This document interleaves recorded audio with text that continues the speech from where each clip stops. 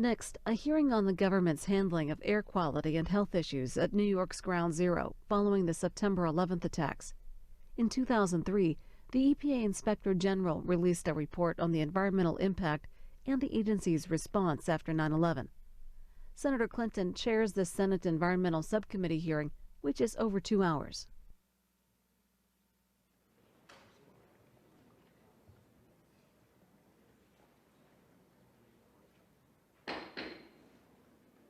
The hearing will come to order, and I want to welcome all of you.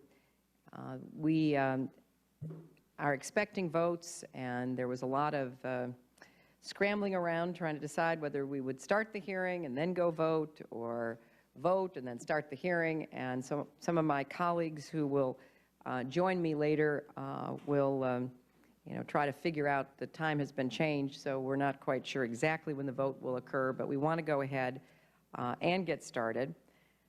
And I thank you all for being here. I know there are a number of New Yorkers in the audience, and I welcome all of you, Kimberly Flynn and Joseph Jones and Jenna Orkin and Marvin Bethay and Barbara Einzig and everyone else. This is the first hearing of the Subcommittee on Superfund and Environmental Health, and it is entitled EPA's Response to 9/11 and Lessons Learned for Future Emergency Preparedness. Also in the audience is my friend and colleague and someone who has been a real leader on these issues, Congressman Jerry Nadler. This follows a hearing that I chaired in the Help Committee earlier this year in March to address the urgent health needs of the thousands of first responders, workers, volunteers, and residents who have suffered illnesses because of the toxins to which they were exposed following the attacks of 9/11. It is a companion hearing to the one that Congressman Nadler will hold on the House side next week. We will first hear testimony from a federal panel that includes EPA, the White House Council on Environmental Quality, the Agency for Toxic Substances and Disease Registry, and the Government Accountability Office. We will then hear from a panel that includes a New York City resident and a scientific expert, both heavily involved in 9/11 contamination issues. And I'm delighted to be joined by the ranking member on this committee, Senator Larry Craig. And I thank you very much, Senator Craig, for coming. And my chairman of the full committee, Senator Barbara Boxer, as well as my friend and colleague, Senator Lautenberg. I really appreciate each of their interests in this issue, and of course, Senator Lautenberg and I share many constituents who have been suffering and even dying because of their exposures to the toxins at and around Ground Zero. I called this hearing because it is time for answers. Nearly 6 years after 9/11, we still don't have the whole truth about the toxic cloud of poison that filled the air after the towers fell. We don't have an explanation for the misrepresentations that put countless people at risk of exposure to chemicals that we know are causing illness and death. When we turned to our government in Washington for guidance in the hours, days, and weeks after that tragedy, one of the questions people asked was obvious and important: is the air safe? And what did EPA tell us? On September 18, 2001, Governor Whitman said, and I quote, "I'm glad to reassure the people of New York and Washington, D.C., that their air is safe to breathe and their water is safe to drink." Now, based on EPA statements, parents sent their children to school in the area, residents returned to their apartments, but as the EPA Inspector General informed us in 2003, the EPA statements were, and I quote, "not supported by the data available at the time." Now, I recognize that EPA and everyone else involved were operating under unprecedented and extremely difficult circumstances, but I simply cannot accept what appears to have been a deliberate effort to provide unwarranted reassurances at the direction of the White House to New Yorkers about whether their air was safe to breathe. I well remember my first visit to Ground Zero the day after 9/11. You could feel it on your skin. The air was acrid and thick. You could taste it. You certainly could smell it. Back in Washington, I went to work pushing then Administrator Whitman to address environmental hazards from the 9/11 fallout and to hold hearings in New York City on the issue in February of 2002. I pushed for EPA to address the indoor contamination issue and fought for the administration to address the shortcomings identified in the first cleanup program, leading to a commitment to establish the EPA World Trade Center Expert Technical Review Panel in 2003. I've also worked to secure funding for programs to provide medical screening and tracking for first responders. And I'm very pleased that the Senate Labor, HHS, Education, and Related Agencies Appropriations Subcommittee has approved a bill yesterday to provide an additional $55 million in federal funding to address the mounting health needs of those who are exposed to environmental hazards. And for the first time, we were able to secure bill language requiring the Department of Health and Human Services through NIASH to extend the program to residents, students, and others impacted by the toxins. And I want to thank Senators Harkin and Specter for including this in the legislation. The reason I've worked so hard on these issues is because of heart-rending stories of people like Felicia Dunn Jones, and members of her family are here with us. In May, the New York City medical examiner reversed an earlier decision and ruled that the death of Felicia Dunn Jones was connected to her exposure on 9/11, the first such ruling in New York, and we already had a ruling by the coroner in New Jersey connecting the death of an NYPD detective to his exposure. Felicia Dunn Jones was a 42-year-old lawyer who'd worked near the World Trade Center.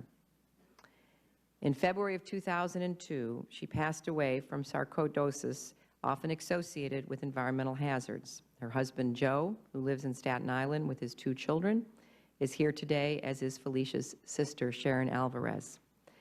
She was caught in the toxic cloud, and her story recognizes how difficult the balance has been of scientific and medical evidence, but it is shifting, showing that increased exposure to 9/11 toxins actually can cause illness and death.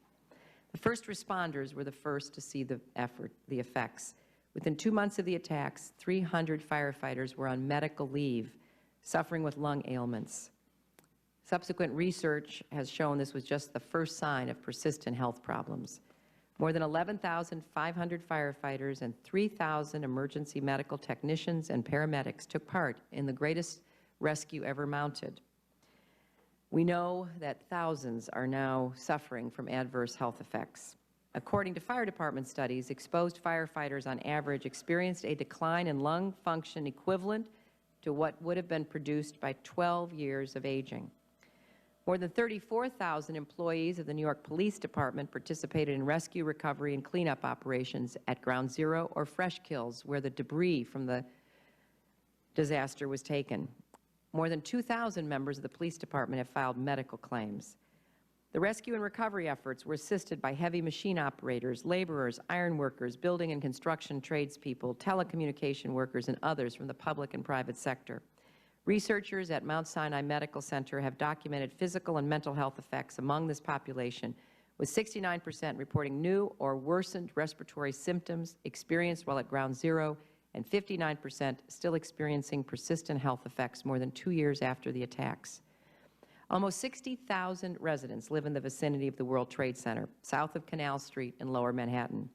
The dust and debris settled in many of the apartments and buildings in the vicinity of the attacks. An analysis of more than 2,000 residents in the area found 60% experienced the onset of respiratory symptoms, a rate approximately 3 times higher than that of people in a surrounding area in Manhattan. In addition, students at Stuyvesant High School in Lower Manhattan, who were evacuated because of their proximity to the World Trade Center, resumed classes 1 month after the attacks.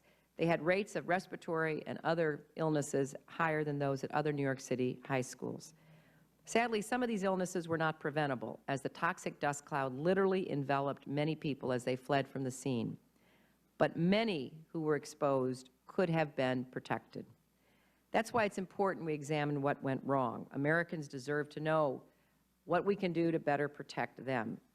And we have a number of questions. First, why did the Bush administration, EPA, and CEQ management choose to downplay and grossly misrepresent the exposure health risks posed in the days and weeks after 9/11? Second, the EPA's own Inspector General blasted the EPA's program to clean up indoor contamination, but 4 years later, the EPA is making the same mistakes again. Third, have EPA and CEQ learned lessons from the disaster and are better prepared to protect public health from environmental hazards in the future? To me, it's clear from the GAO testimony that some lessons are being ignored, and I don't want us to repeat the mistakes. We can never repay those who sacrificed for us, who answered the call of duty. We cannot go back in time and pull the brave men and women off that pile or order them to wear respiratory protection equipment. We can't tell the residents, the first responders, the workers, and the volunteers that the air is too dangerous to breathe. But we can clear the air here in Washington and clear the way to help those affected and to hold accountable those who did let New Yorkers and Americans down, to learn the lessons that we should to be fully prepared for the unthinkable. And that's why I have called today's hearing. Let me turn now to the ranking member on this subcommittee, Senator Larry Craig. Madam Chairman, the vote has just started, and I certainly will get us under the wire. But again, along with the Chairman, I want to thank all the witnesses today for joining us to examine the lessons learned from 9/11 and EPA's preparedness for future emergencies. Certainly, reviewing the past is critically important for any of us if we're going to be prepared for the future. Most, if not all of us, can tell the story of where we were and what we were doing when we first learned of the tragic events of 9/11. The aftermath of the Twin Towers collapse showed an inspiring level of heroism and teamwork, literally unprecedented, I think, in our history. These unimaginable circumstances also highlighted emergency response successes and shortcomings. And that's what we are talking about here today. I think it's important to review the lessons we've learned, and I look forward to the testimony of our witnesses. In reviewing the reports within the scope of this hearing, it appears to me that criticisms largely hover around outdoor air health advisories, as well as indoor air health and clean programs. The IG report released on August 21, 2003 regarding EPA's response to the World Trade Center collapse states, although many organizations were involved in addressing air quality concerns resulting from the World Trade Center collapse, subsequent events have demonstrated that ultimately the public, Congress, and others expected EPA to monitor and resolve environmental issues even when EPA may not have had the overall responsibility to resolve these issues or the necessary resources to address them. Later the report states EPA does not have clear statutory authority to establish and enforce health-based regulatory standards for indoor air.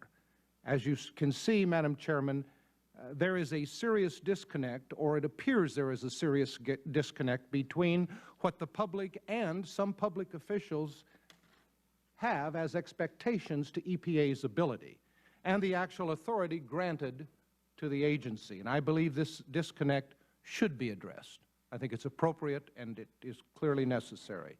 Additionally, there are differing opinions regarding the current status of the indoor air test and clean program and what actions can be taken that are prudent for a safety health safety health standpoint, but that still maintain a level of fiscal responsibility. In other words, what's reality, what can we do, what is the statutory ability to do it, and what does it cost?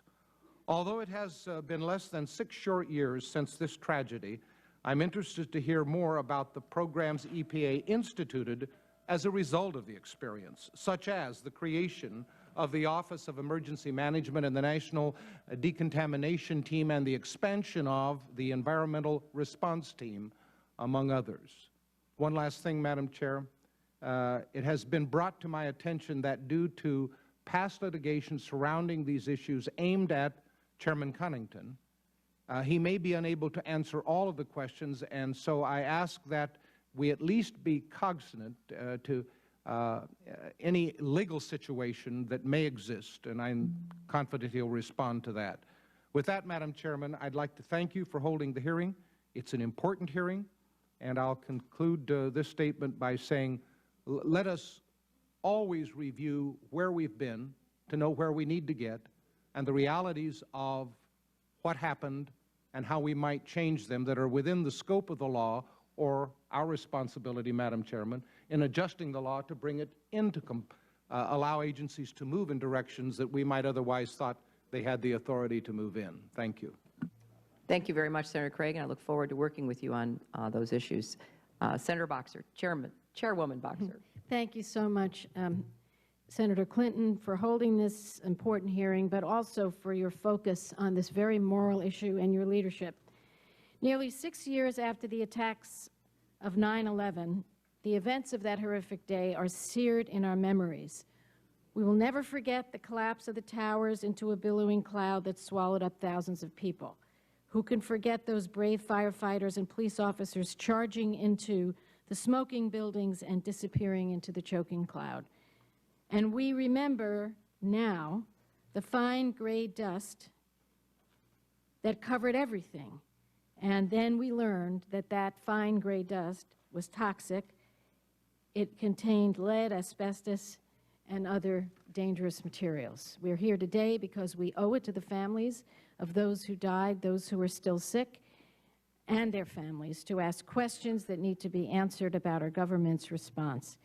It is our responsibility, which you are making sure we carry out, Madam Chair, to ensure that EPA and the rest of the executive branch carry out the laws that we pass, including our environmental laws.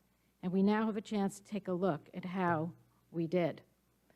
I am here to support Senator Clinton's efforts to oversee the government response. She is my full confidence. She's been a true leader on this issue, and she has worked to make sure that this committee stays on track and doesn't look away from this disaster. As in the case of many lesser disasters, we only learn afterwards what the extent of the danger was to the people who were there. And there are continuing concerns about the health of many people exposed to the toxins I described. I believe that the government has a responsibility to level with the public about everything they know about the risks. If there are dangers, let's be honest about them. Government should never downplay or cover up danger.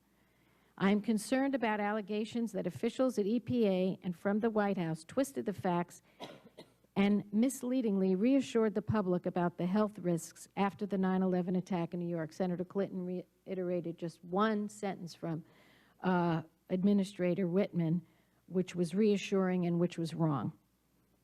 After such disasters and health emergencies, the government also must ensure that we quickly and properly clean up the contamination. The government did mobilize substantial resources after 9/11, but we will hear testimony about some shortcomings in the response, especially with respect to the toxic dust that coated the indoors of many residences and businesses, among other issues. Finally, the government should assist those whose health is hit hardest, especially the first responders and the most severely exposed citizens, to ensure that their health is monitored and protected. This is an ongoing concern after the World Trade Center attacks and other disasters when first responders and other citizens are highly exposed to toxic chemicals and materials. Senator Clinton took the lead in getting a provision enacted in the Safe Ports Act last Congress that helps mobilize health tracking after a disaster. And I want to announce today that she and I are working with Senator Baucus on a broader bill to make sure that in any disaster, a federal disaster, there is follow-up and there is monitoring and there is help for those exposed, those workers exposed. And I hope the administration will work with us on this. We reach out to them today to do that. Unfortunately, this administration failed to level with many people in the aftermath of the attack. In 2003, the EPA's Inspector General found that the White House Council on Environmental Quality reviewed and changed EPA's statements in order to downplay the health risks associated with contamination in public statements. The Inspector General said, and I quote, "The White House Council on Environmental Quality influenced the information that EPA communicated to the public through its early press releases when it convinced EPA to add reassuring statements and delete cautionary ones." Twisting facts to encourage a false sense of security can harm people and erode the public's trust in government. This is the Inspector General report. This isn't a political report. Government should rely on science and act in the best interest of its citizens, not spin the evidence. And so I am so pleased that we have the opportunity to shed more light on these critical issues and right the wrongs that have been done. Thank you. Thank you very much. Senator Lautenberg, we will go and vote and tell them to wait until you get there so you can deliver. I feel like the last man standing here, How many minutes are left? Senator Clinton, to collapse my minutes and wonder whether or not I'm going to miss a vote is not something I really want to do. Well, then why don't we recess now, and we'll all go vote, and we'll come back, and then you can give your opening I statement. really prefer that. Okay? I appreciate it. Okay, I so thank the witnesses. So we will be in recess.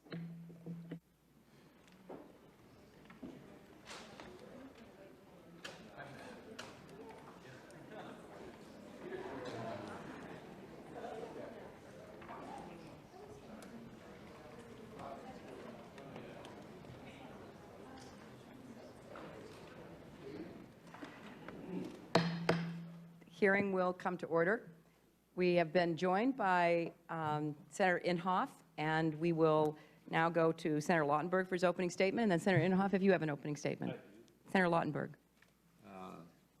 As a, if you want to, Madam Chairman, while I hunt for a page here, if Senator Inhofe is, thank you. I am ready. Okay. Swords dangling, and we're, thank you very much, Madam Chairman, and thank you those who are appearing at the witness table for your indulgence while we took care of our voting responsibility. On September 11th, 2001, more than 3,000 people lost their lives, including 700 New Jersey residents. What was not obvious at the time, but apparent now, is the damage from the collapse of the World Trade Center buildings that extended beyond that immediate territory that fateful day. Now, 6 years later, the health of thousands of first responders, search and rescue workers, volunteers who rushed to Ground Zero, many, once again, from my home state of New Jersey, continues to decline. Residents and office workers from some distance away from those buildings have also fallen ill. Their illnesses were caused by toxic dust that they inhaled in the days and the weeks after the attack. Many of those people are now suffering from respiratory problems, reduced lung functions. Many of the firefighters who were there can no longer conduct their duties, as has happened with other workers as well, and many have died. Some of those who died from inhaling, one of those who died from inhaling the toxic dust was Joseph Zadroga, a decorated New York City detective from New Jersey. He was only 34 years old. Those who worked, lived, or volunteered New Ground Zero in the aftermath of the attack had every right to expect their government to provide honest, accurate, and complete information about the environmental conditions and health consequences in New York City. And so it's disturbing to me that they were let down by the administration's people. After the attack, the EPA downplayed the health risks posed by the toxic air and dust the towers released when they collapsed. In 2003, a report by the EPA Inspector General found that EPA statements misled the public about the safety of the air. Misled means that they had knowledge beforehand, and the White House rewrote EPA's press releases to minimize the health risks. The administration should have focused on educating the public and protecting them from the threats to their health. They certainly would do it if it was a volcano or some other thing that produced toxic materials as a consequence. Since 9/11, the EPA has conducted testing and cleaning on apartments and buildings near some apartments and buildings near the World Trade Center. But its approach has been criticized, including by an expert panel convened by EPA, as insufficient to protect the public health almost 6 years after 9/11. It's outrageous that EPA still has not gotten the message clearly. And it's infuriating to think that people who were doing their duty, trying to save others, and those who were innocent bystanders are now threatened with illnesses that are debilitating and life-shortening. So, Madam Chairman, I thank you for holding this hearing, and I look forward to hearing from today's witnesses how this program should be improved, and hoping that they will give their fullest response. Thank you. Thank you very much, Senator Lautenberg. Senator Inhofe. Thank you, Madam Chairman. The devastation of New York that it suffered on September 11th is just unprecedented and horrendous. And as in all of the presidentially declared disasters, EPA cooperated with as many federal departments to provide coordinated response. And this hearing is to examine EPA's response and future preparedness. And I would say, lessons learned. Following the September 11th, the EPA was highly involved conducting air, water, and dust monitoring in Lower Manhattan for environmental hazards. The EPA vacuumed street debris and disposed of hazardous waste. The EPA also conducted a voluntary cleanup program from 2002 to 2003 that served more than 4,000 residences in Lower Manhattan. Although the EPA does not ordinarily administer worker protection regulations, it provided respirators, protective gear for workers at the World Trade site. The EPA has received some criticism for its role following September the 11th. The EPA Inspector General released a lengthy report in 2003 alleging many problems with EPA responses. I'll provide you two brief examples. First, the EPA IG report alleged that EPA, OSHA, and the Council on Environmental Quality released misleading information to the public on air monitoring and sampling in press releases. However, in the same report, the IG conceded the EPA used many methods to inform the public, including public meetings, fact sheets, its website, interviews with newspapers, radio, TV, as well as through press releases. The IG concluded in the same report, in regard to the monitoring data, we found no evidence the EPA attempted to conceal results from the public. Secondly, although the IG was critical of the EPA's response, including its response to indoor environmental contamination, the IG concluded, and this is, I'm quoting again, the EPA's action to evaluate, mitigate, and control risks to human health from exposure to indoor air pollutants in the World Trade Center area were consistent with applicable statutes and regulations. I think quite often you get people who pick and choose statements out of reports that give a negative, and I want to make sure that we have the full information out here. Ultimately, the EPA IG report was incomplete because the IG did not interview other officials and other federal agencies, such as OSHA and the CEQ.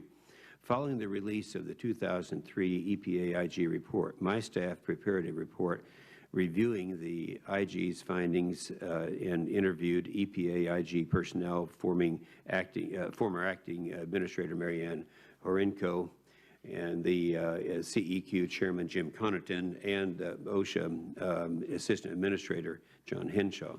And I request that those reports be made a part of the record. Now, during that time, I was the chairman of the committee, so we were very actively involved in this. Now, I also want to make a comment that normally I like to get information from people closest to the problem. And while the EPA IG was critical of the EPA's response, not all officials were critical in the responses to 9/11.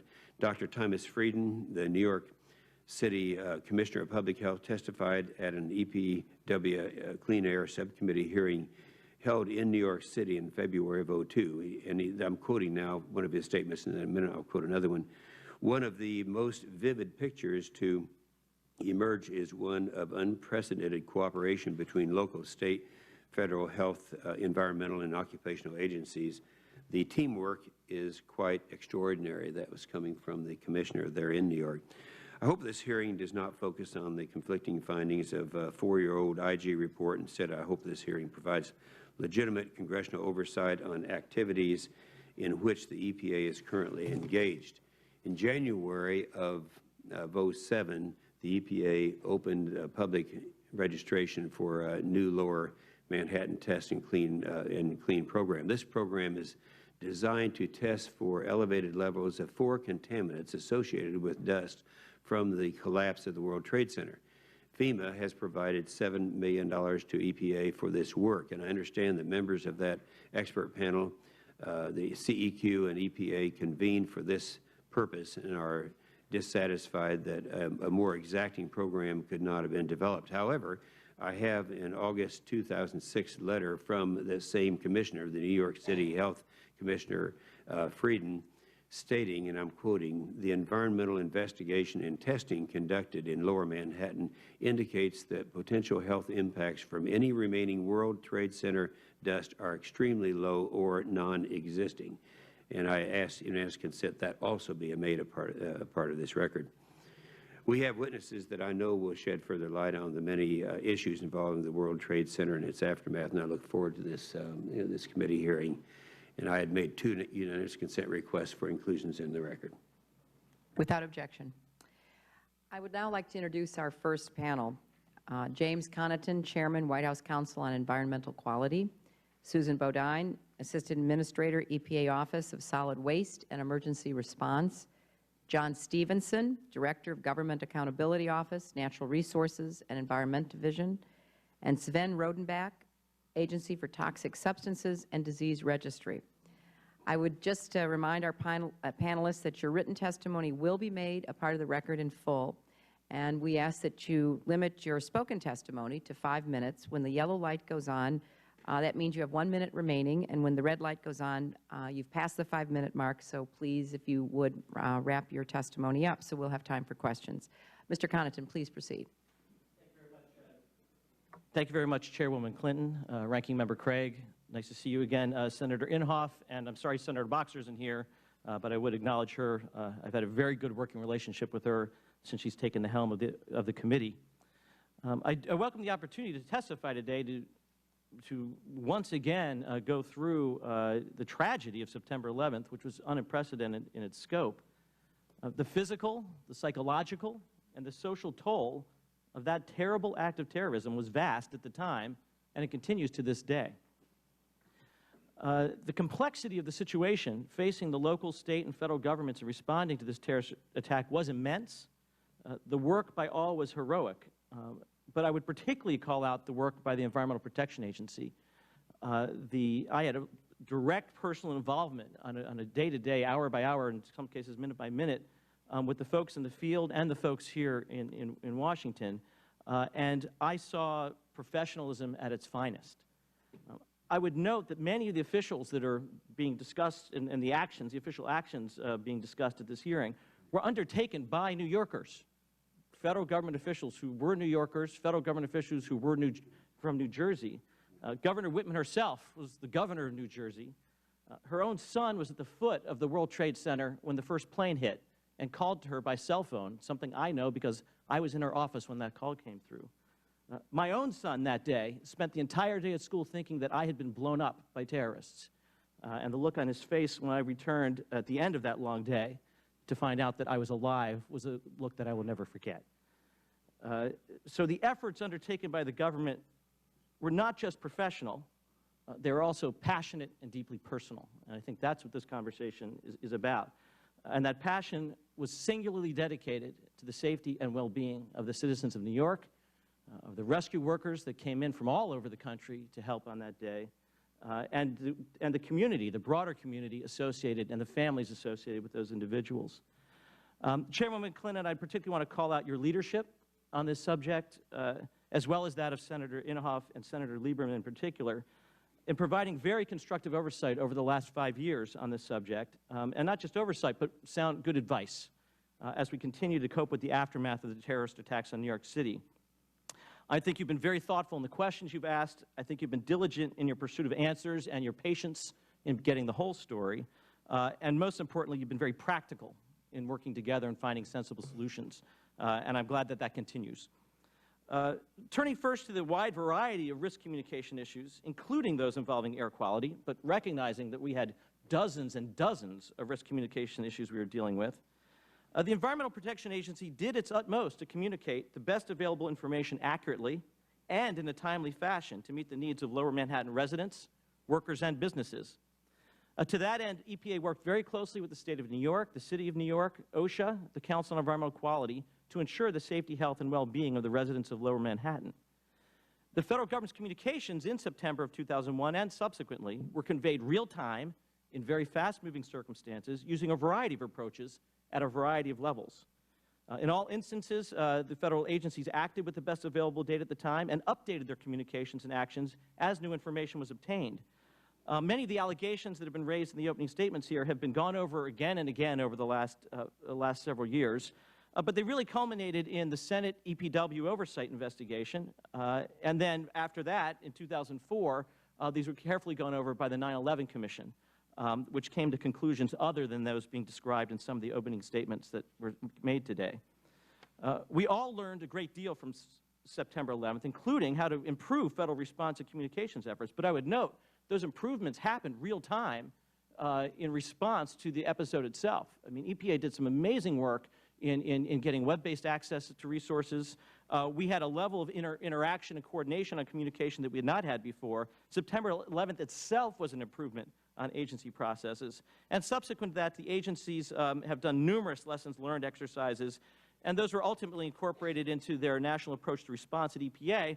But more broadly, we saw very rapidly the establishment of the Homeland Security Council under Tom Ridge, as well as the creation of the Department of Homeland Security, which has institutionalized within a very short period of time those lessons learned.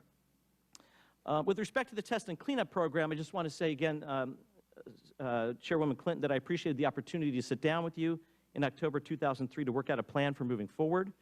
I think our staffs worked very well together in quickly developing a workable strategy, identifying appropriate resources, and using an expert-led process with significant public involvement under the supervision and management of seasoned EPA professionals. Now, I've not been directly involved in that process since then, but EPA has briefed me from time to time on its progress, because I wanted to be sure, Madam Chairwoman, that we were keeping track on the arrangement that we had reached. And I'm pleased that the top dogs at EPA, Administrator Susan Bodine, accompanied by Assistant Administrator George Gray, are here today, who've been very closely associated with that effort. As we move forward, Madam Chairwoman and members of the committee, I think this inquiry is useful. I think getting the full story is helpful, and I think we should continue to inform our efforts as we go forward. And I hope to never have to employ the processes that we employed on September 11th again on our soil, and I think we can all share that view. Thank you. Thank you very much, Ms. Bodine. Good morning, Madam Chairman, Senator Craig, members of the subcommittee. I'm Susan Bodine. I'm the Assistant Administrator for EPA's Office of Solid Waste and Emergency Response. I'm accompanied here today by Dr. George Gray, who is EPA's Assistant Administrator for the Office of Research and Development. And it was that office that coordinated the Test and Clean program with the city and with Region 2 of EPA. And thank you for the opportunity to be here to discuss both EPA's National Response Plan and our role in that plan, as well as EPA's support for the World Trade Center response. On September 11th, our country was attacked by terrorists. And there's a reason that we call them terrorists. They want to destroy our sense of security, they want to damage our economy, and they want to create fear. On 9/11, their overall mission failed. Today, America is stronger than ever. But these terrorist acts caused a great deal of pain and suffering. There are a lot of individual victims of 9/11. People who were trapped in the Twin Towers, or in the Pentagon, or on Flight 93. People who are caught in the initial dust cloud when the towers fell. The rescue workers who put their own lives at risk to help others. And the people who live and work in Lower Manhattan. Now, I'm very proud of our nation's response to this attack.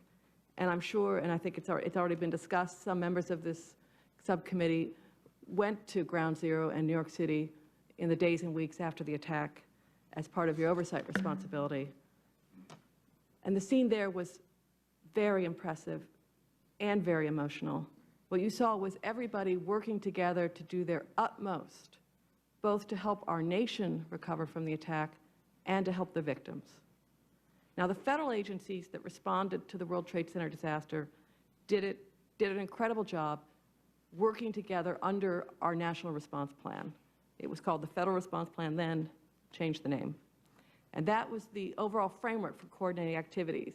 As you know, the federal government's emergency authorities under the Stafford Act are activated when a governor requests the president to declare a major federal disaster.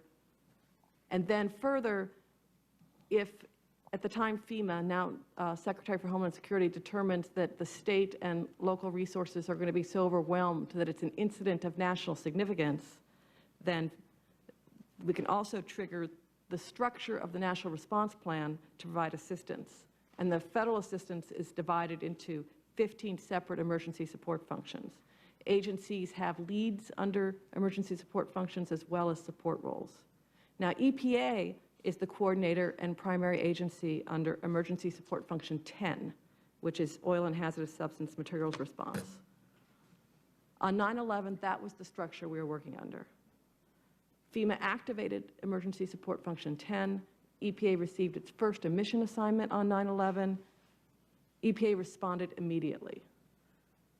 Our Region 2 headquarters are located in Lower Manhattan. We have one of our special teams, the Environmental Response Team, located in Edison, New Jersey. With these assets in place, we were there, EPA personnel were there on the very first day, and on the first day, they were already collecting air monitoring data for asbestos, lead, and volatile organic compounds. As each day passed, we expanded our sampling programs and monitoring programs, and ultimately took tens of thousands of samples and over 250,000 data points based on those samples. At that time, it was the most complex effort in the history of the agency. And at every step of the way, we were working not only with other federal agencies, but we were coordinating also with top scientific and medical experts, again, from all levels of governments and from the academic world. We pulled together teams of experts to establish benchmarks. We found ways of getting test results quickly. We found ways of getting them up on our website quickly and available to the public so everyone could see the data. In 2002, EPA also provided oversight and sampling for an indoor cleanup program that's going to be discussed today. And then in December 2006, EPA announced the availability of a further testing and cleaning in Lower Manhattan. And again, I know that that will be the topic of discussion today. But in my last few seconds, I want to summarize why I'm saying America's stronger than ever. You know, we've talked about lessons learned. We can always improve. And EPA now is even more prepared to respond. In 2003, we introduced our national approach to response that takes the view that it's the entire agency that needs to work together cohesively to respond to an emergency. That means we embraced the National Incident Management System, which is part of the National Response Plan. That means we've trained our people under Incident Command System, which again is part of the National Response Plan, so everybody knows what they're supposed to do when an emergency happens. We've added additional on-scene coordinators. We've created a West Coast environmental response team like the one in Edison that responded. We've created a national decontamination team. We've increased our response capacity by training over 2,000 people in Incident Command, as well as creating a response support corps. We've done a number of additional things. I don't have time. I could go in the written testimony. There's more detail. But I just want to make sure that you know that EPA today is better prepared to respond to any emergency, and we stand ready to support state and local governments when the next emergency happens. Thank you very much, Ms. Bodine. Captain Rodenbeck. Yes, good morning, Madam Chairman, members of the subcommittee, and my fellow panel members.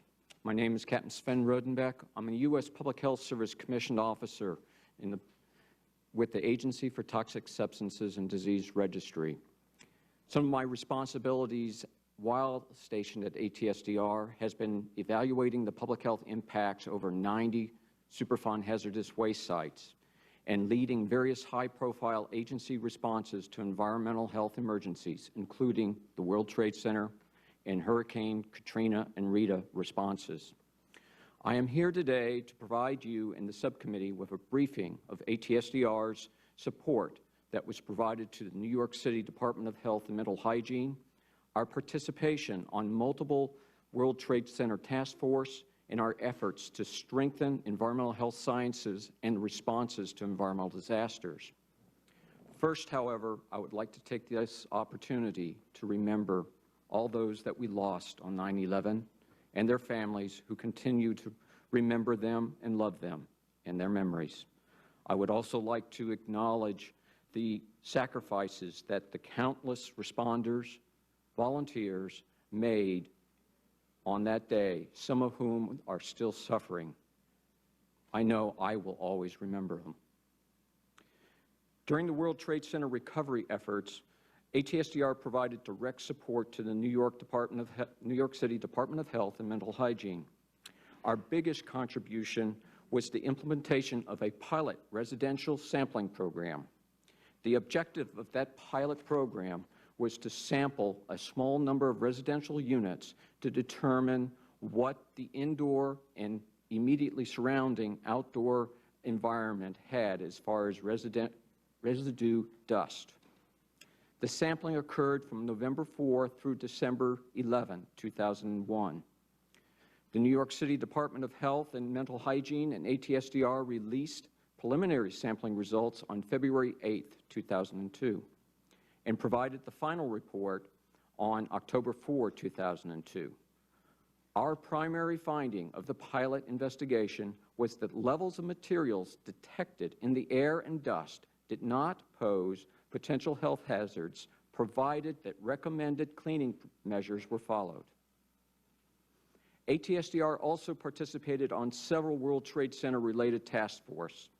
From February 2002 through the summer 2003, we supported the EPA Task Force on Indoor Air in Lower Manhattan. This task force provided technical consultation to EPA Region 2 on several projects, including the initial EPA voluntary cleaning and sampling of residential areas, the cleaning demonstration project, and the selection of World Trade Center chemicals of potential concern. ATSDR also participated on the 2004-05 EPA Expert Technical Review Panel. To help strengthen the environmental health sciences, ATSDR published the 2002 Toxicological Profile for Synthetic Vitreous Fibers, also known as man-made vitreous fibers. We also convened an expert panel to gain a greater understanding of the toxicity of asbestos and man-made vitreous fibers, particularly the fibers that are sometimes called short fibers, those that are less than 5 microns in length.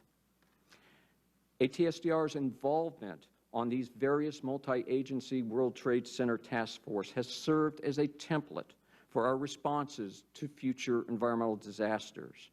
The early establishment of these type of task force can improve the development and implementation of responses to the complex issues that arise from environmental disasters.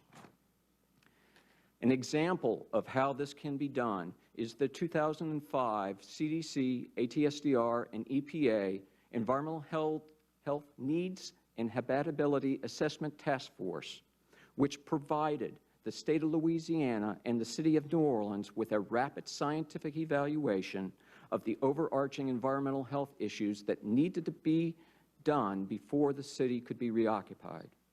ATSDR also participated on the multi-agency task force that evaluated whether the storm surge from Hurricanes Katrina and Rita caused widespread sediment or soil contamination in the New Orleans area. Madam Chairperson, this concludes my testimony. I'd be more than happy to answer any questions. Thank you very much, Captain. Mr. Stevenson. Madam Chairman and members of the subcommittee, I'm here today to discuss GAO's ongoing review of EPA's second program to address indoor contamination from the World Trade Center. Our full report will be issued in September to you. As you know, the terrorist attack at the World Trade Center nearly 6 years ago turned Lower Manhattan into a disastrous site on a scale the nation had never experienced. As the towers collapsed, Lower Manhattan was blanketed in a mixture of building debris and combustible materials that coated building exteriors and streets, as well as the interiors of apartments and offices, exposing thousands of residents and workers to hazards in the air and in the dust, such as asbestos, lead, glass fibers, and pulverized concrete. To put EPA's efforts into perspective, Figure 1 in my statement, you should all have a copy of this, contains a timeline of EPA activity since 9/11. On the day of the attacks, the President signed a major disaster declaration which activated the Federal Government's assistance to State and local agencies. In May 2002, after numerous cleanups, dust collection, and air monitoring activities were conducted outdoors, New York City formally requested Federal assistance to test and clean indoor space in residences and common areas. As shown, EPA implemented the first program to test and clean indoor space about 1 year after the disaster. Residents of Lower Manhattan living south of Canal Street, about 20,000 apartments, were eligible to participate in the program, and about 20%, or 4,100 apartments, did so. However, EPA's first program was severely criticized. In August 2003, as has been mentioned, the EPA's Inspector General complained that the cleanup did not require that entire buildings be systematically cleaned, including HVAC systems, and concluded that the contaminants in uncleaned apartments and common areas could enter the air supply system and recontaminate clean spaces.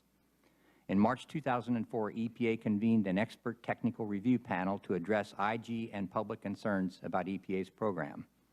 The panel met periodically over 18 months through December of 2005.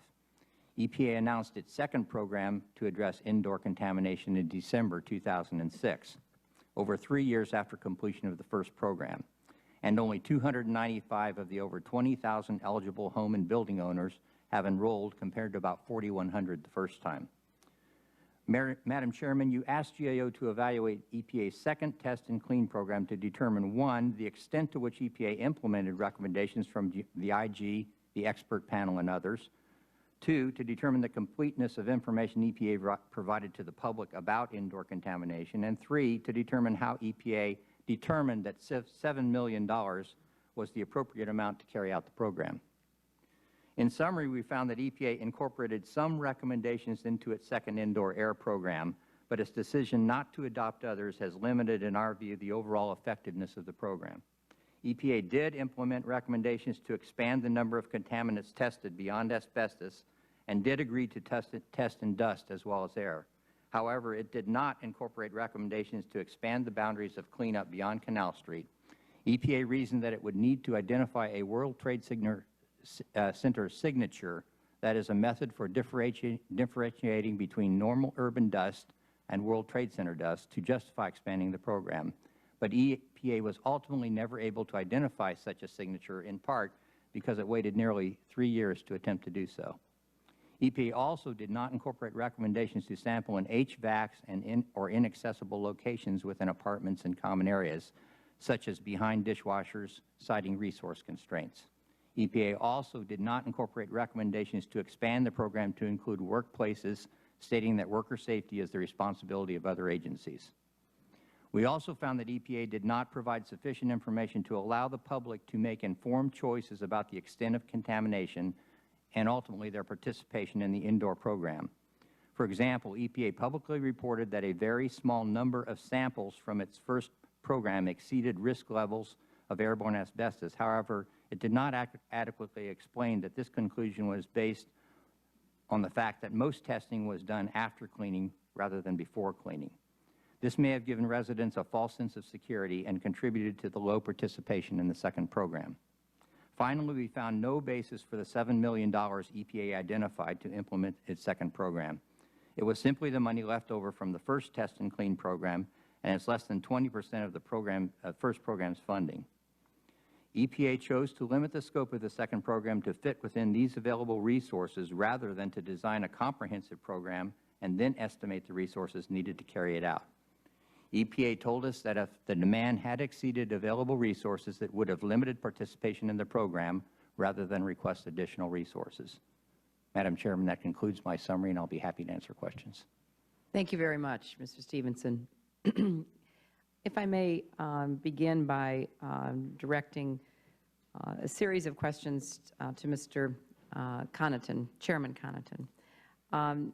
As you noted in your testimony, you and I did meet to discuss the findings of the 2003 Inspector General report because the report did raise a number of serious concerns, primarily White House interference with EPA's communications about air quality and flaws with EPA's indoor test and clean plan.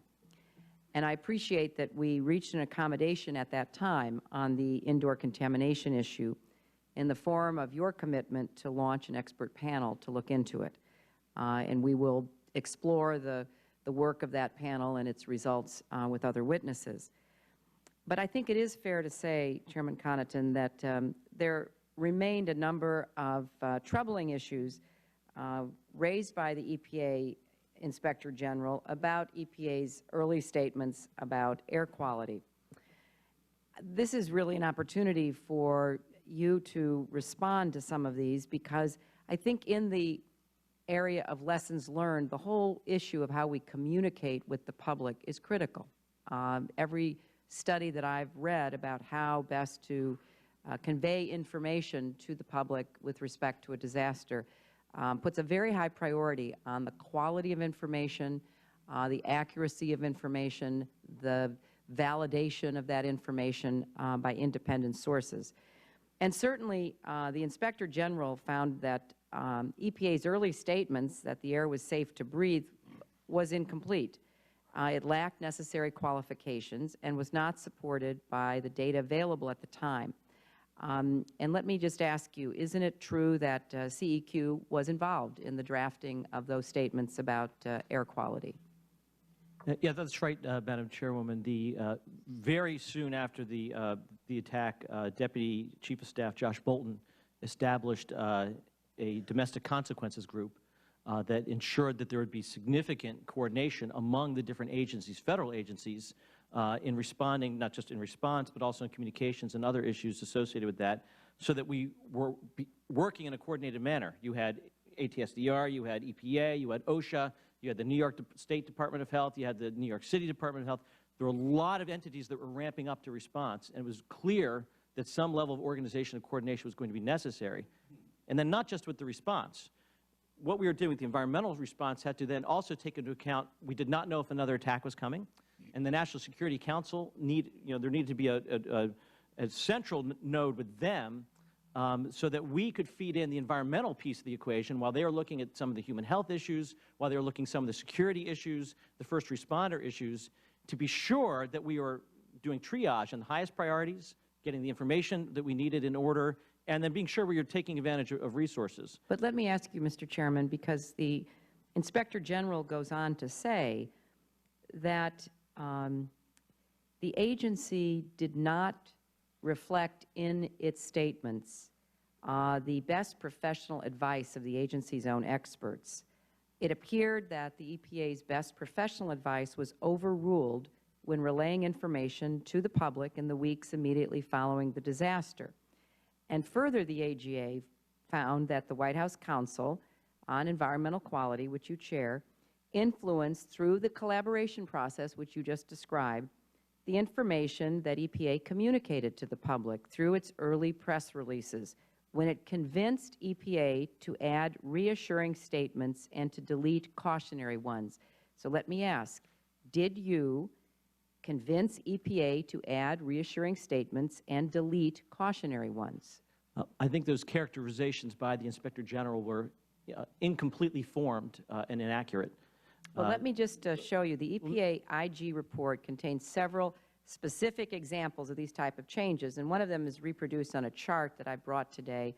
And let me see if it's impossible to read, but as the chart shows, a draft September 13th, 2001 press release stated that, and I quote, preliminary results of EPA's sampling activities, the thousands of samples that Ms. Bodine referred to, indicated no or very low levels of asbestos. However, even at low levels, EPA considers asbestos hazardous and will continue to monitor and sample for elevated levels of asbestos and work with appropriate officials to ensure awareness and proper handling, transportation, and disposal of potentially contaminated debris or materials.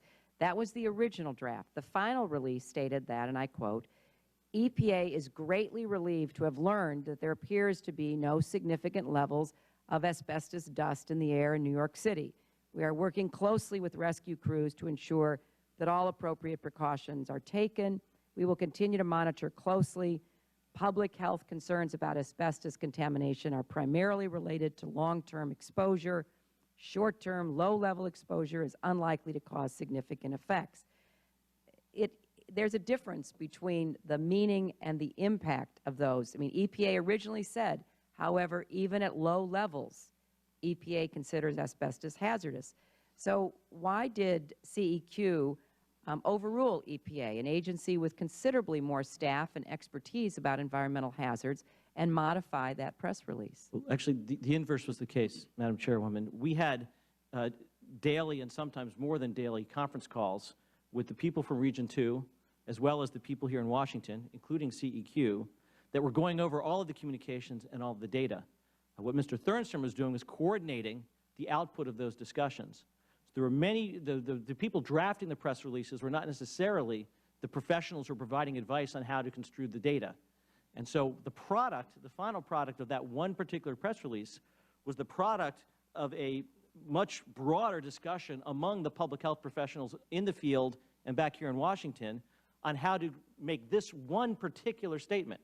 The other thing that's important, Madam Chairwoman, this was one press release out of what were thousands and thousands of communications. We had a particular focus on the workers who faced extreme danger in the conditions in doing the recovery and rescue work. We had a second focus on the people who were acutely exposed to the volume of dust immediately after the collapse, and that really was in the hands of the public health professionals. And EPA was instrumental in encouraging people to go seek medical help and monitoring. And then there was the third category about the residents, the people who were distant from the immediate ground zero, but who were worried about the smell and the odor and all the things that you all know about, the visceral sense from the fires in the days that followed September 11th. And so what this one press release was the first statement regarding the ambient concerns, and it was specifically focused on the questions that came up with respect to asbestos. Well, Mr. The Chairman, data that we had in hand 5 days after monitoring started actually provided much greater reassurance. I have to tell you, all of us were relieved. We feared that there would be quite substantial amounts of asbestos that people might be directly exposed to. As it happens, the data was showing that that was not the case. And I think it is the statement in the final press release was the accurate one. It is the other formulations that we decided as a group that needed to be adjusted. So this is not your representation of overruling or not overruling and misleading. That doesn't capture the nature of the dynamic we had at the time. And we discussed this a bit in your office. And again, I'm happy to go into greater detail in that process. well, Mr. Connaughton, would you, my time is up, I'm going to go to my colleagues, but would you be willing to answer more specific questions of the nature that would get to the bottom of this? Because there is, as you're well aware, other evidence, particularly concerning Mr. Thernstrom and some of his statements and some of the email exchanges between Region 2 and the CEQ and EPA here in Washington. And, you know, what we're trying to figure out is how to sort this out, because I think it is fair to say that many people in New York took the statements and were greatly relieved and reassured about them. If there had been a more accurate depiction, and I would argue that the first press release was more accurate, that low levels of asbestos exposure, to say nothing of everything else that was in the air, could pose health hazards, people could have made appropriate decisions. And that's where, you know, we're trying to get to the lessons learned here, and I believe we should always err on the side of giving as accurate a picture as possible so that people can make decisions for themselves. But let me move now to Senator Craig. Actually, Senator, if I might just in one point, the 9/11 Commission did look at all of this very carefully, and they talked with all of us. They concluded that although the White House review process resulted in some editorial changes to the press releases, these changes were consistent with what the EPA had already been saying without White House clearance. What we're trying to do on that one press release that everyone's focused on is bring into one place what had been a constant flow of information on the ground directly to people. Now, I don't know about you, but I don't read press releases. I don't think the public was reading the press release. What it was follow-up by reporters who were getting more detail. There were outside people commenting on what the risks were. The New York Department of Public Health was making commentary on some of the human health issues.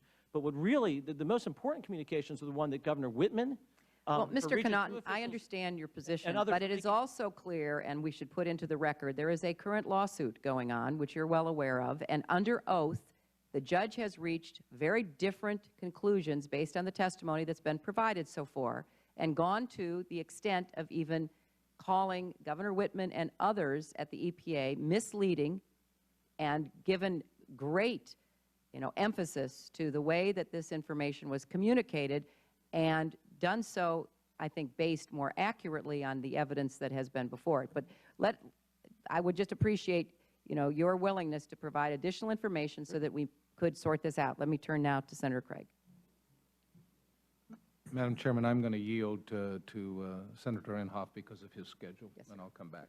Thank you very much, Senator Craig and Madam Chairman. Well, let me start off by recalling to memories around here that I chaired this committee during the years after 9/11. In fact, I was somewhat apologetic to you and others during that period of time because we had such intense oversight and so many questions, and you were always very, very cooperative, and I want to compliment you publicly on that, Chairman Connaughton. But let me ask you this question. Isn't it reasonable for a White House office such as CEQ to coordinate with federal agencies to involve and produce a common federal messages? And are there any issues about this you'd like to clarify concerning federal communications? I think in the after reviews of what happened, I think the process that Deputy Chief of Staff Bolton put in place earned high praise. The fact that we were able to so rapidly create a coordination function that later became the Homeland Security Council, which also everybody was very strongly supportive of across the country, and the governors in particular. And so what we had going on was exactly what people would expect. You would hope that the President and the White House were on top of the situation and were actually coordinating to be sure that information was being obtained in a timely fashion. We were prioritizing those needs, and we were getting information out to the right people in the right place at the right time. And so as a participant in that process, I found it particularly effective. And everyone was throwing in their oars. I mean, we had flyovers we had satellite monitoring, we had airplane monitoring, we had on-the-ground monitoring. That information was coming in a level, at a level of detail and a level of coordination that you typically do not see. And it's to be commended. It was really quite a good. I'm glad you're clarifying that, because we had hearings involving all those other parties, and I thought it was done quite well. Let me ask, Mr. Stevenson, you heard my opening statement, a quote that I made from the New York City Health Commissioner Frieden. Well, here, I'll read it again. The environmental investigations and testing conducted in Lower Manhattan indicate that the potential health impacts from any remaining World Trade Center dust are extremely low or non-existent. Did you consult the New York City's Department of Health during the compilation of your report, and do you disagree or agree with that statement? We did meet with them. They're talking about ambient air samples, I believe. We were looking specifically at indoor air and the second program in particular. So the sampling I was talking about took place on a voluntary basis from indoor apartments.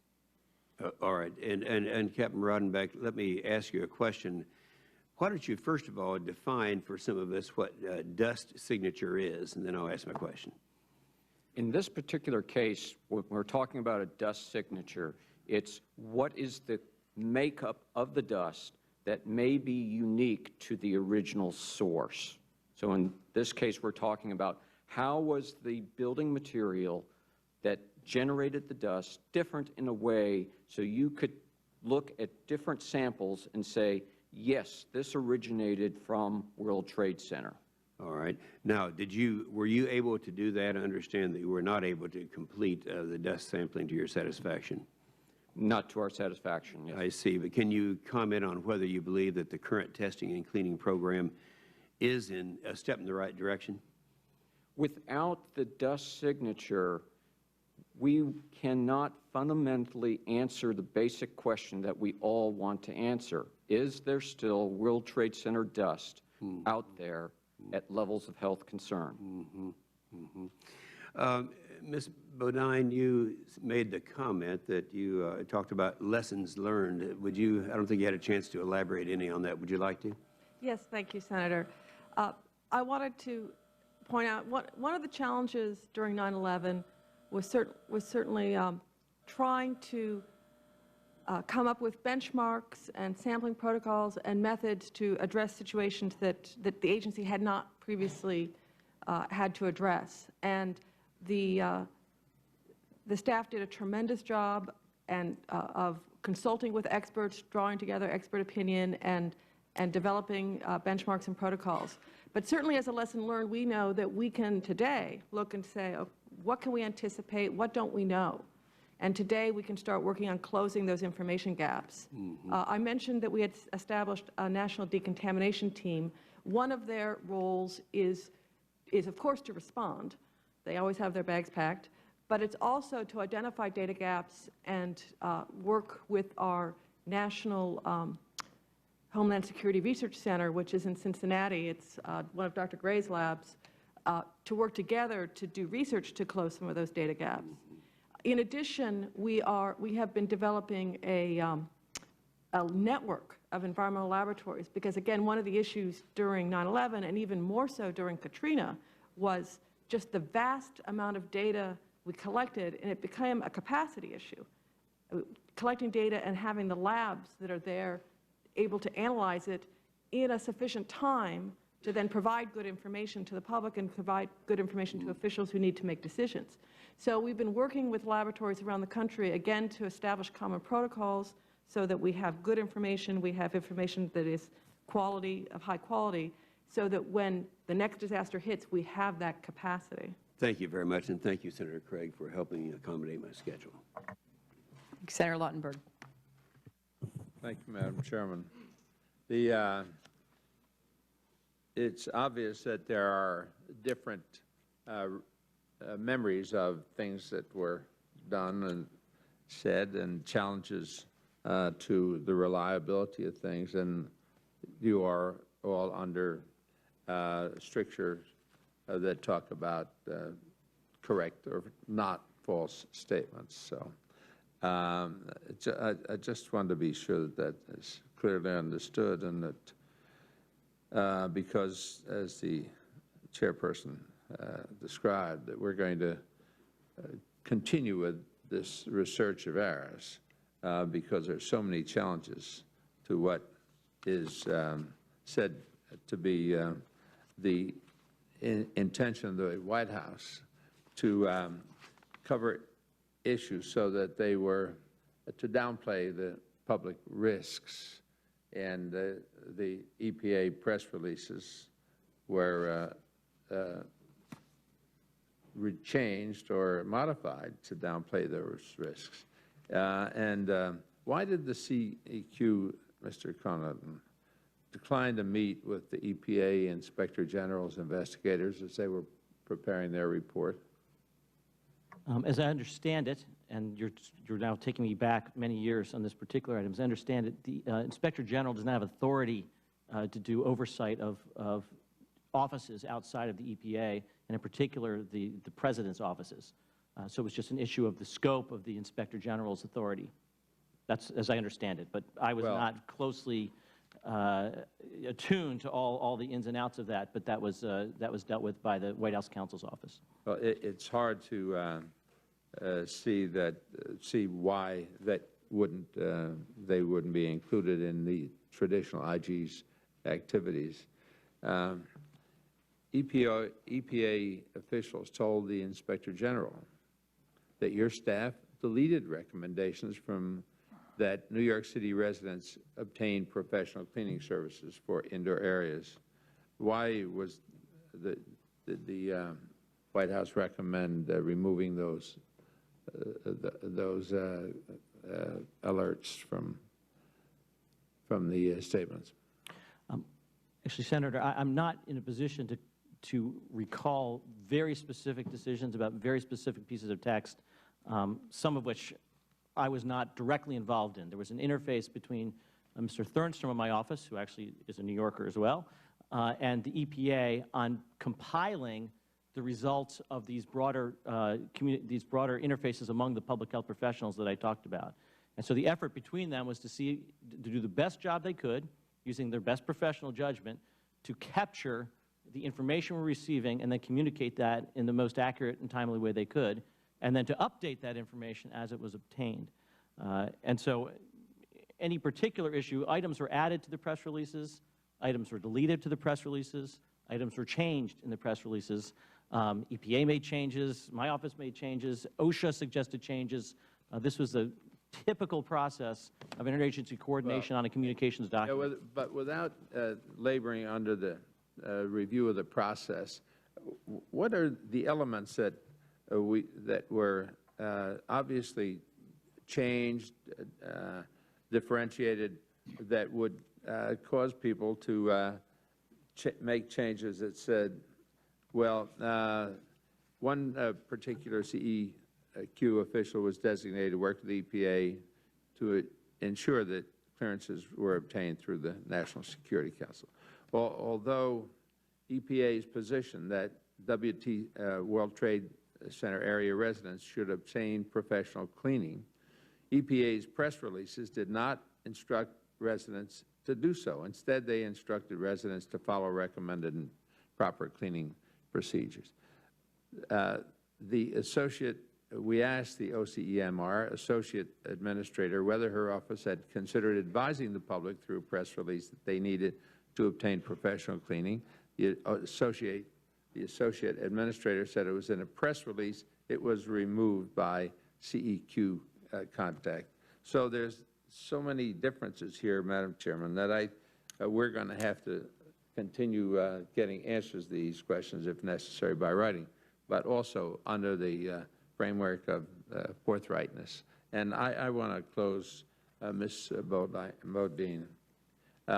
Your statement about America stronger than ever is almost gratuitous because you make that statement without looking at the total problems that this country has as a result of inaction in the post-9/11 days and further problems that we have.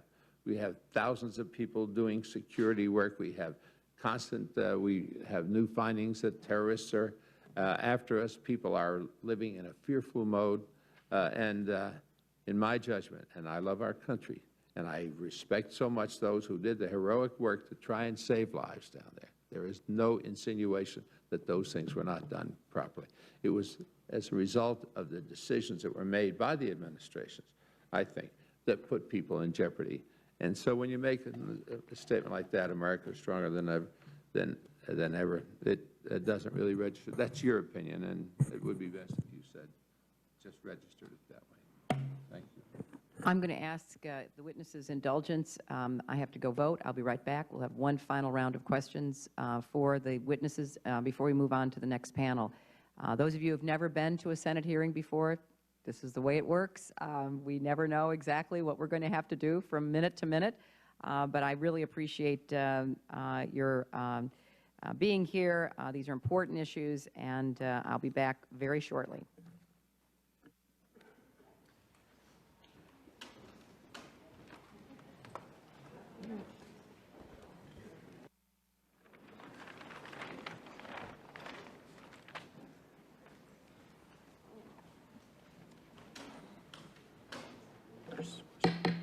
Thank you very, very much for your patience. I want to just put a few things in the record before I ask my final questions.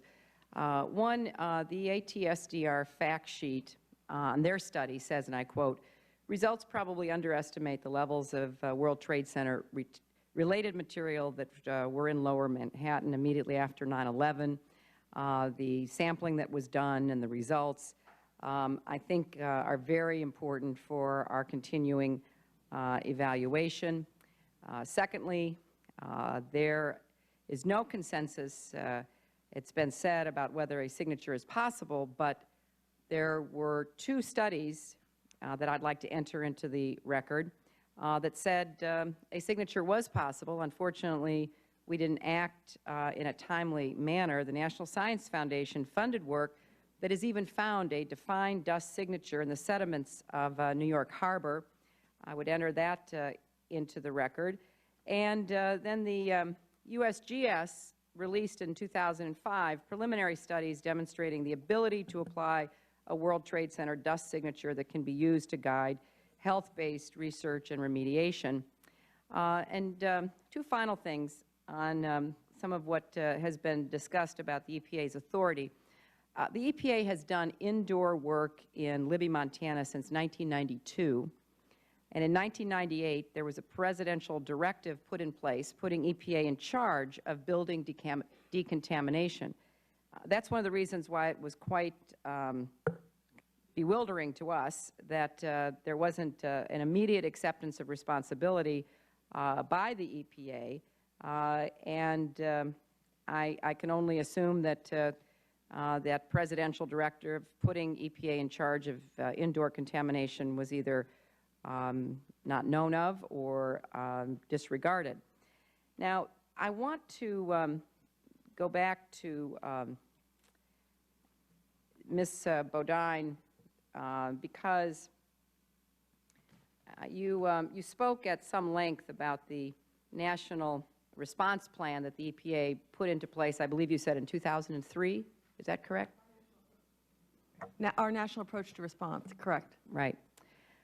Well, then I would like to direct your attention to a report issued by the White House Homeland Security Advisor, Fran Townsend, in February 2006 about the administration's response to Katrina. And again, I quote from it. Federal officials could have improved the identification of environmental hazards and communication of appropriate warnings to emergency responders and the public. There must be a comprehensive plan to accurately and quickly communicate this critical information to the emergency responders and area residents who need it. Had such a plan existed, the mixed messages from federal, state, and local officials on the reentry into New Orleans could have been avoided. DHS, in coordination with EPA, HHS, OSHA, and DOE, should develop an integrated plan to quickly gather environmental data and provide the public and emergency responders the most accurate information available to decide whether it is safe to operate in a disaster environment or return after evacuation. This plan should address how to best communicate risk as well as determine who is accountable for making the determination that an area is safe. It should also address the need for adequate laboratory capacity to support response to all hazards. The plan should be completed in 180 days. Now, this was a finding in a report actually done by the White House, and it certainly raises questions about the comprehensiveness and adequacy of the plan that EPA put into place. Has EPA worked with the Department of Homeland Security to respond to these requests that Fran Townsend made in her assessment of what the government did after Katrina? The agency has been working on a crisis communication plan. It is still in draft. It's still under review within the agency. There is also under the National Response Plan an emergency support function number 15, which is called External Affairs, which talks about the coordination of communications among all the agencies. Well, Ms. Bodine, I mean, it has to be clear that if there were problems in communicating after 9/11, and as you have testified today, the agency began to take steps to try to have a better plan in place, and yet Katrina comes along, and the White House's own review finds that the communication system was inadequate, and it is now nearly 2 years after Katrina, and there is still not a communication plan. That has to raise serious doubts about the urgency with which the administration approaches these issues. And I would like to see a report from the EPA detailing where you are in response to this requirement to have a better plan, and a further report as soon as you can get that to the committee. Let me now turn to GAO, because GAO has done a very thorough job in trying to make sense out of many of the contradictory statements and actions that have marked the 9/11 experience. EPA's testimony notes a very low exceedance rate for asbestos in its first indoor test and clean program. Your testimony suggests that EPA used this data in a misleading way. Can you elaborate on this point? And does GAO have any other criticisms about EPA's risk communication after 9/11? Mr. Stevenson. Well, first you have to remember that the first program, as was the second, was a voluntary program, and air samples were taken largely after the apartments had been cleaned. There was an option for residents to select test only or test and clean. 80% of them, I believe, chose the latter option, to clean first and then test. But you've got to assume that the others who tested only were not sitting around not cleaning their apartments. So our only point was that including that information with any public communication might have been heard differently by residents deciding to participate in the program or not. Well, let me follow up on that. EPA's December 2006 press release announcing the current test and clean program included the following statement from Dr. George Gray, and I quote, "We believe the potential for exposure related to dust that may remain from the collapse of the World Trade Center buildings is low," end quote. In your judgment, is this statement by Dr. Gray supported by the data that the agency has collected? Well, EPA has never done a comprehensive assessment of a single building. It's all based on voluntary samples from individual residences. It was done without benefit of looking for dust in HVAC areas, hard-to-access areas, et cetera. There was an aggressive test approach where they'd go into the apartment and blow the air up, but it wasn't clear which of the samples were done in that manner versus the samples simply taken after clean. So we think the data is quite inconclusive, and we don't think EPA has ever done a comprehensive assessment of the extent of damage in a building, let alone in the lower Manhattan area. Well, I certainly agree with that, and I think that is the fair conclusion, that EPA has not done a comprehensive study. And I think it's clear that we don't have an accurate base of information to try to determine the causation behind a lot of the illnesses that people are suffering. We know people are getting sick, and I mentioned a number of studies in my opening statement, and here's another one. Just this month, a study published by researchers from the New York State Department of Health, the New York University School of Medicine, and the State University of New York at Albany concluded that residents who were exposed to contamination generated by the collapse that had been deposited in their homes had a significantly elevated rate of persistent airway disease. This study also found a strong correlation between reactive airway disease and exposures to indoor contamination for a period of 3 months or longer. I would like to enter this report into the record, because really this all comes back to my concern that we were never fully focused on what we needed to do at the time, and instead of going forward and saying, well, maybe in the immediate aftermath, which I absolutely agree was confusing and difficult, we missed some points, we weren't as clear as we needed to be, let's regroup and go forward. I mean, I think the evidence is very clear that we never did what was required. The EPA never did it, the Council on Environmental Quality never required it, and I think it is critical to do the oversight and have a detailed evaluation of EPA's readiness to respond to releases of hazardous substances in disasters. And Mr. Stevenson, I will soon submit a request to GAO to look into this issue of EPA preparedness more broadly, because my concern is intensified by the White House's own findings about EPA's failures in the wake of Katrina. And I don't know how any of us can sit here and be satisfied that if something disastrous happened tomorrow, we would not once again be facing, confusion, misstatements, failures that are going to cost people their lives and or their health. So we will be submitting additional questions to each of the witnesses, and I look forward to your cooperation, because for me this is about how do we know we are doing better. That is a duty we owe to all of our citizens, and I think it is a duty we have not met. And I would also submit to the record the decision by Judge Batts in the case that I referenced in New York that found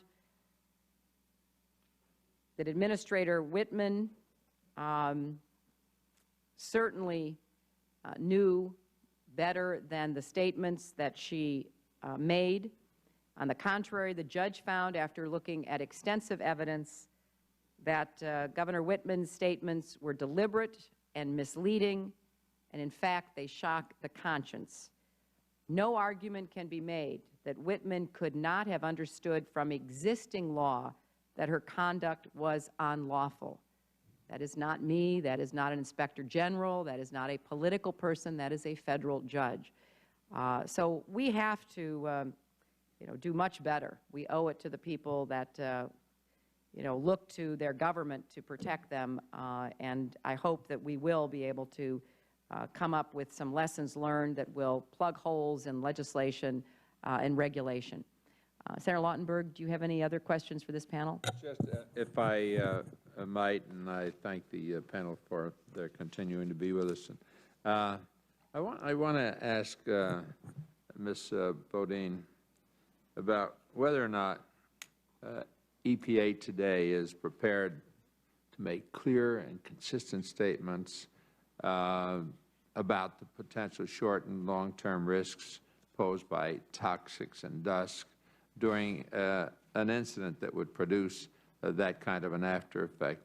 Does EPA have a communications program in place to make that kind of statement on an issue of environmental protection, health, really alerting the people who could be affected to the risks that are posed by the consequence of this type? Senator, I believe that we do, and I guess I would like to point out the review of EPA's communications during Katrina by our EPA Inspector General. There was a May 2nd, 2006 report. The title is EPA Provided Quality and Timely Information on Hurricane Katrina, Hazardous Materials Releases, and Debris Management. The agency did a fabulous job during Katrina in collecting data and making that data available to the public so that they could make decisions about their own safety. We're in better shape today as a result of the post-Katrina data flow than we were at the time of yes, 9/11. As has been described, at the time, the World Trade Center event was unprecedented in terms of the amount of environmental information we were collecting, analyzing, making available. Katrina was even greater in magnitude, and yet our agency employees have developed ways of creating portals, creating databases, getting information out far more quickly than we are able to during the World Trade Center response. So yes, we are in a better position to communicate. Yeah, thanks. Mr. Connaughton, we know that CEQ was involved in editing EPA press releases to minimize the concern that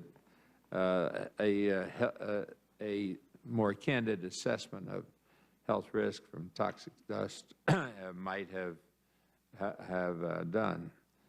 Why does the White House why do they seem so focused on preventing the raw truth to the public. Why did you feel it necessary in CEQ to review press statements and change things that were in there that might have been more concerned, but more candid? We don't.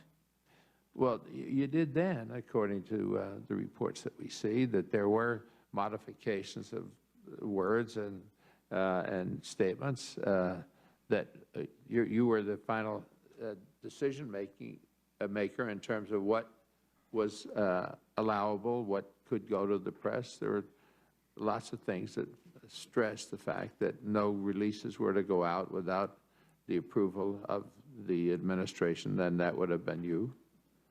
I disagree with your conclusion, Senator. All right. Well, we're going to examine the record closely and maybe sharpen your recollection. Thanks very much. Thank you very much, Senator Lautenberg. Thanks to the panel. I appreciate all of you being here, and we will follow up with some specific requests that we hope will get your prompt attention. Thank you all. Our next panel, as they are coming forward, includes two people with direct experience in New York with respect to the issues we are examining. David Newman is from the New York Committee for Occupational Safety and Health, and Nina Lavin is a resident of the World Trade Center area. And I thank them both very much for being part of this investigation and oversight hearing.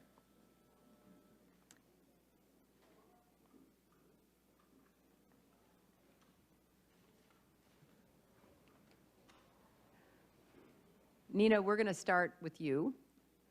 And I thank you for taking your time to be with us, and I look forward to your testimony.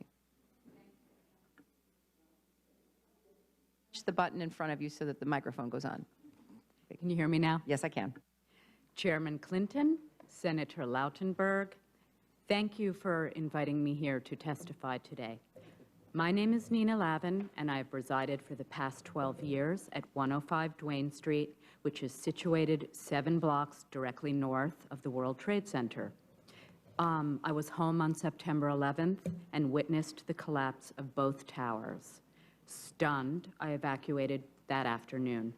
The next day, I returned home to rescue my pets and collect a few belongings. 10 days later, when I returned home to stay, a fine, glittery dust had settled on virtually every surface and belonging throughout my apartment. The fabric wallpaper in our hallways had grayed throughout the building, and I also noticed dust accumulating around the doorframe of the entrance to my apartment, which looked completely different from the standard grimy dust I was familiar with from house cleaning. Christy Todd Whitman's statement on September 18, 2001, that the air is safe to breathe, set dangerous chaos in motion in Lower Manhattan. For 8 months, EPA insisted they had no responsibility for indoor cleanup. Instead, city agencies were left to take the lead. But city agencies weren't set up to handle the fallout of what was in truth a Superfund site. They also had long-standing, inbred relationships with real estate interests. The City Department of Environmental Protection allowed landlords to self-certify that their buildings were safe and looked the other way when landlords misused testing methods to obtain artificially low results or failed to test at all. When residents sought guidance on how to clean up from EPA, they were directed to the City Department of Health website, where they were instructed to clean up World Trade Center dust themselves by wet wiping, and that's what I did.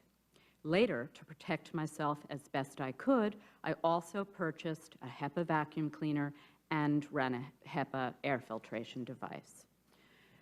For months, noxious fumes from the site entered our homes, so that even inside my apartment, the fumes were so intense, it was as though I had stuck my head inside an oil drum full of burning industrial materials. Consequently, I experienced headaches, burning in my eyes, nose, and throat, and developed a painful, hacking cough. By July of 2002, I was diagnosed with chronic bronchitis by a pulmonologist at NYU Medical Center and was moved out of my apartment for almost 10 months with funding from FEMA. Currently, I am receiving treatment at the Bellevue World Trade Center Environmental Health Clinic. Today, 5.5 years after the event, like so many other residents, I have sinusitis and esophagitis, which are conditions of chronic inflammation, and acid reflux, all of which are now recognized as being linked to World Trade Center exposures. These symptoms are not diminishing, and while they may not be life-threatening, no one knows what's in store down the road.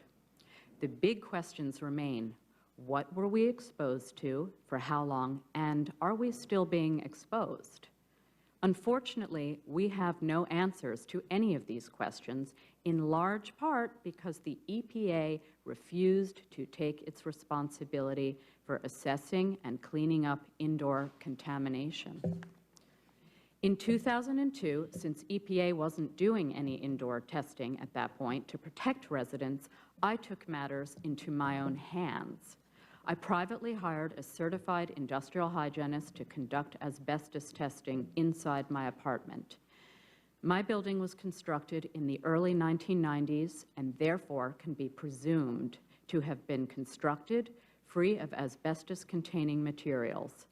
Testing using the microvac method revealed highly elevated concentrations of asbestos in dust clumps formed in the front doorway of my apartment, which opens into an interior hallway of the building.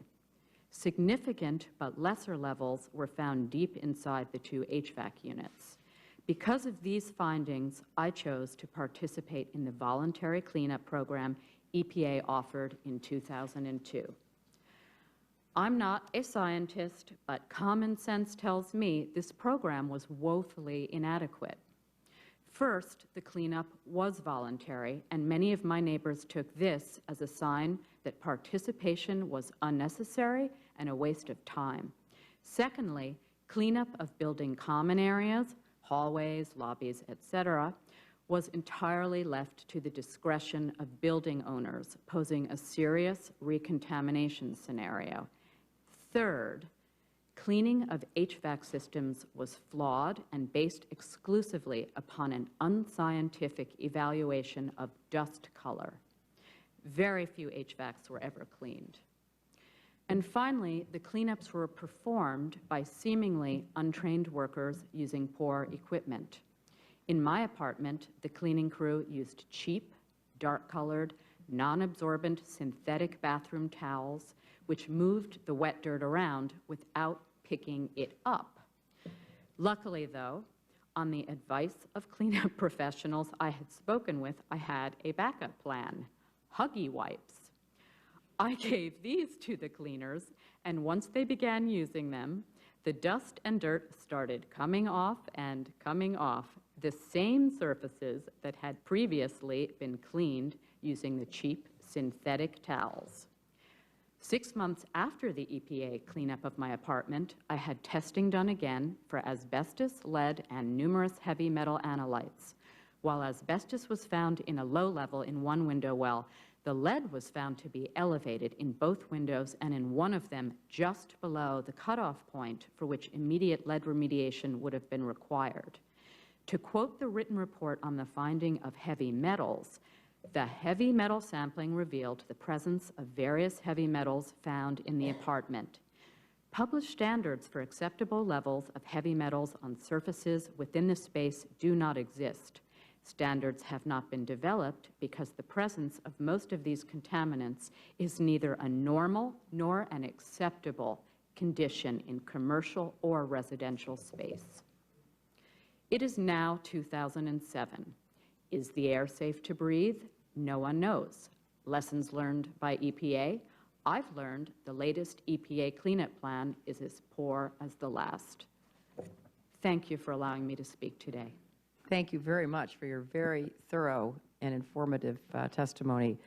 I want to turn now to David Newman, and I want to thank Mr. Newman for your work on the EPA World Trade Center Expert Technical Review Panel and for all of your efforts to address these important and difficult issues in New York. Mr. Newman. Thank you. Good afternoon, Chairperson Clinton and Senator Lautenberg. My name is David Newman. I am an industrial hygienist with the New York Committee for Occupational Safety and Health. I also had the privilege of serving on the EPA World Trade Center Expert Technical Review Panel. The attacks of 9/11/01 produced not only an initial catastrophic loss of life, but also a lingering environmental disaster, with adverse health consequences for responders at Ground Zero as well as for workers and residents in a much larger geographic area. Toxic contaminants were dispersed over a wide area of Lower Manhattan and Brooklyn and beyond. We now know that those caught in the dust cloud and/or those responding at the World Trade Center site in the first hours or days have higher incidences and greater severities of health impacts. Presumably, the intensity and duration of exposure and lack of respiratory protection were significant factors. These early exposures were unavoidable.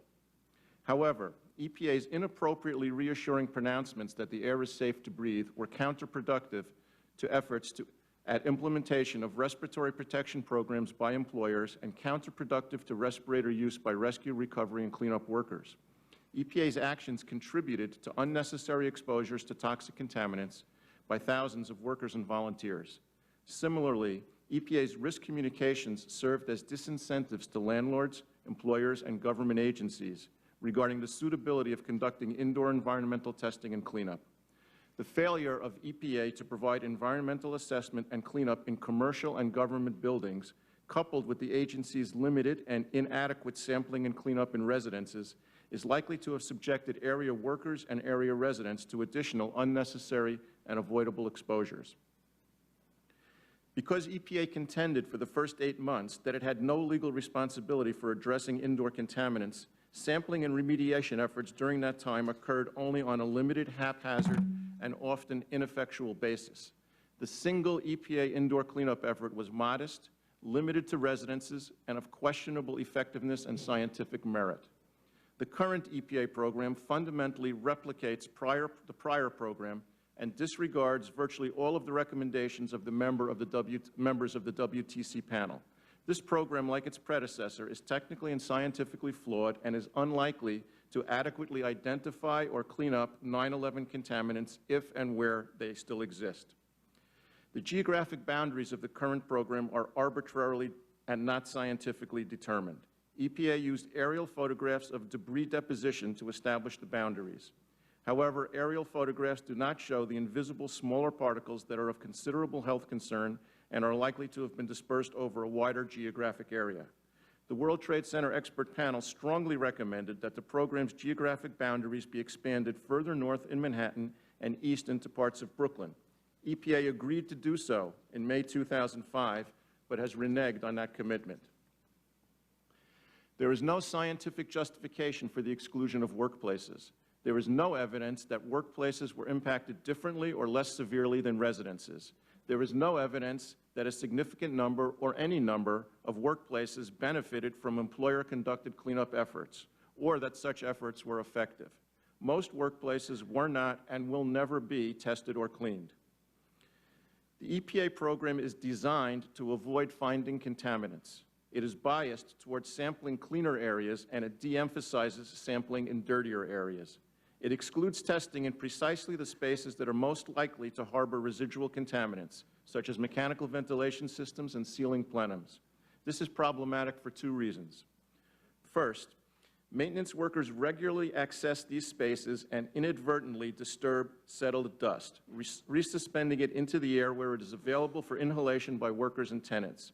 Second, contaminants in a mechanical ventilation system can lie dormant indefinitely. If they are disturbed at a later date by maintenance activities or other causes, the ventilation system will provide a very efficient mechanism for distribution of contaminants throughout occupied indoor spaces. The EPA program, the current program, diverges significantly from established regulatory and best work practices. The plan establishes different triggers for cleanup of asbestos in different parts of residences. It permits higher levels of asbestos to remain on top of bookcases or behind large objects of furniture. It is ill-advised to remove asbestos from the living room floor and allow it to remain behind the refrigerator. City and state asbestos regulations require that all areas of a contaminated space be cleaned to a single protective standard. The potential consequences of these shortcomings are worrisome. Scientists may receive skewed data on the extent of geographic dispersion of 9/11 contaminants. Residents may receive inaccurate assessments of the presence or absence of 9/11 contaminants in their living spaces and may receive inadequately supported assurances of safety. And workers and employers will continue to lack effective access to environmental testing and cleanup. Thank you very much. Thank you very much, Mr. Newman. I want to give you a chance to respond to the assertions made by the members of the first panel, because clearly your experience, your expertise, and your testimony today directly contradict many of the claims that were made by the panelists. And I'd like to ask you to respond to what you heard this morning. Thank you. Let me start in two areas. One is the... Is that better? No? Is this better? Move it a little bit towards you, Mr. Newman. Yeah. Did the light go on when you hit the... It's a red light now. Got it. Now it's on? Okay. Sorry about that. First, with regard to the comments of Mr. Connaughton, I'm quoting here from, selectively, of course, from a September 13th, 2001 email. It's an OSHA email, and it says, quote, "A conference call was held this morning with EPA, regional and national, as well as representatives from the White House. They were concerned about the public understanding of the sample results that are forthcoming and our ability to reassure them with respect to air quality. The secondary purpose of the call was to discuss the financial market and who we can work toward allowing them into their buildings." From a memo of 9/28/01, EPA stated that by orders of the White House, the EPA webpage is not being updated with current sample results. So there are clear indications that the White House participated in discussions and decisions as to how to massage the data that was available to them at that time. With regard to the ability and responsibility of the EPA to address the issue of indoor contamination, the National Contingency Plan is very clear, and it assigns the authority to respond to the release of hazardous substances to EPA. It very specifically authorizes EPA to enter any vessel, facility, establishment, or other place, property, or location and conduct, complete, operate, and maintain any response actions. Further, the NCP applies to and is in effect when the Federal Response Plan and some or all of its emergency support functions are activated. That is, the activation of the Federal, or now the National Response Plan, and its emergency support functions does not override or cancel EPA's responsibility for indoor contamination. And this position was confirmed shortly after 9/11 by testimony given before Congress by then EPA Administrator Christine Whitman, who stated, "Under the provisions of Presidential Decision Directive 62, EPA is assigned lead responsibility for cleaning up buildings and other sites contaminated by chemical or biological agents as a result of an act of terrorism." I will put into the record the 1998 Presidential Decision Directive, PDD 62, which did task EPA with the leadership role in cleaning up buildings and other sites contaminated by chemical or biological agents as a result of an act of terrorism. Now, Mr. Newman, GAO's testimony and their written reports suggest that EPA remains poorly prepared to address indoor contamination issues. Do you share this view, and what is your view of EPA's state of preparedness? Well, I have to start my, begin my remarks by clarifying that I do not work for EPA, and I am not privy to internal discussions or documents that may exist within EPA. But if we use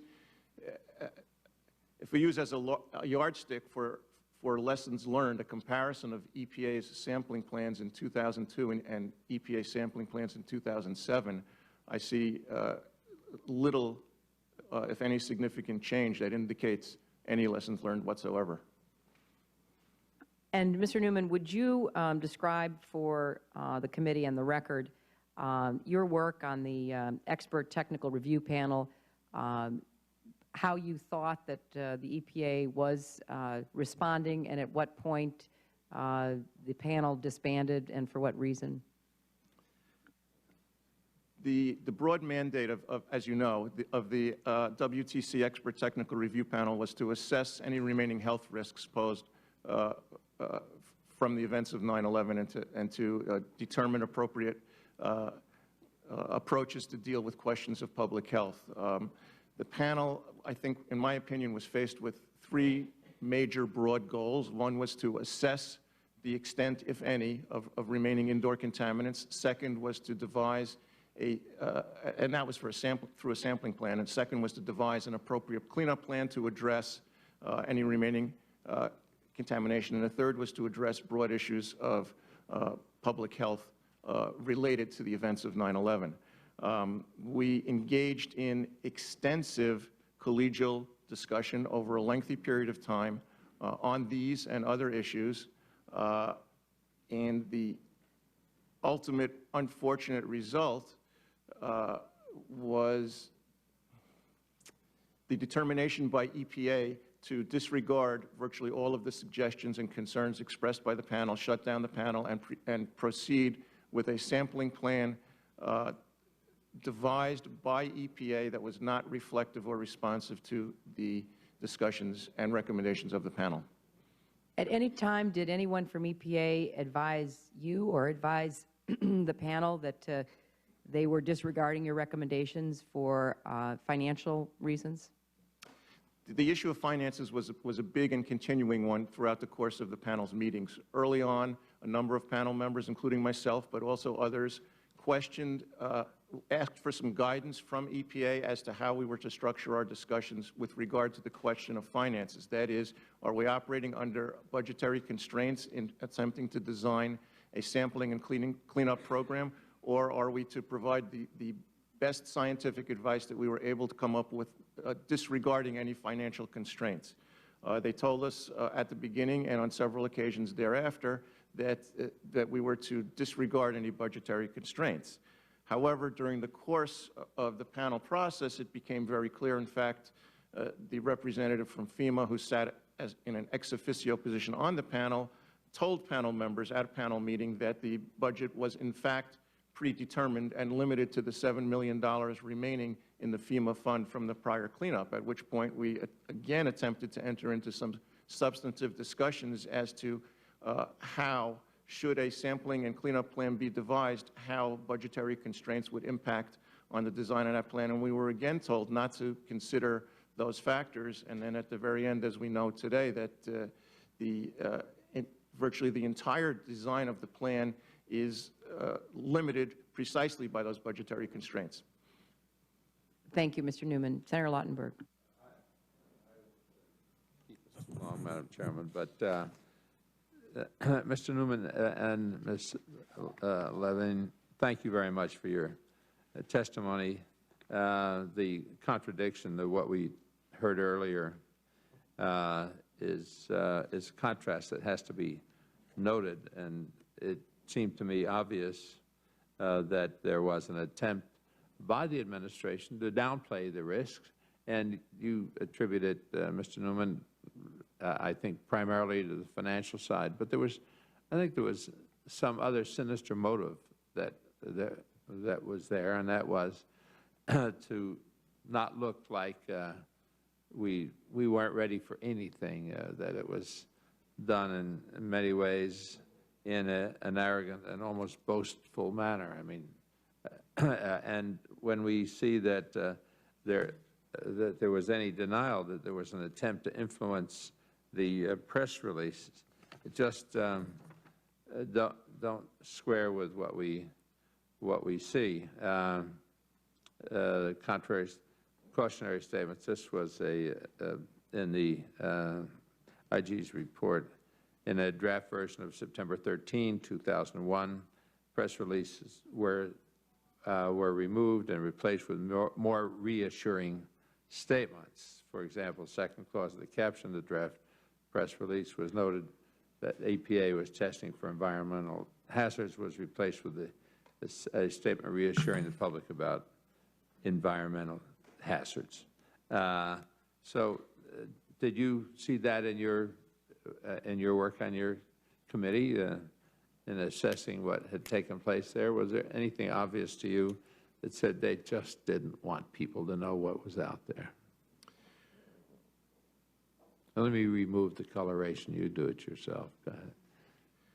The panel did not review or assess EPA's early risk communications to the public.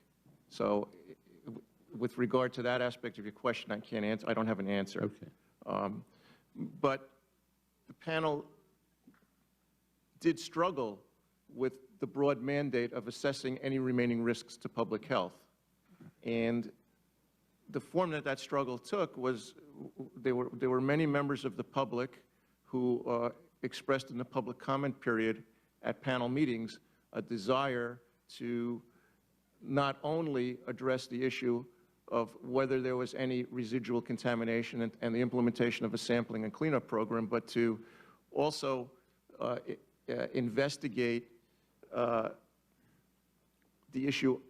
broader issues of public health from 9/11 with, for example, the lack, at least initially, the lack of government oversight as to the demolition of heavily contaminated high-rise buildings, the issue of various impacted populations who were exhibiting adverse health consequences and their inability to get access to proper medical care, the questions of additional research and funding for research that was needed, and these issues, which were raised by members of the public during the meetings as well as by panel members, including myself and others, were short-circuited, and the panel did not consider those issues.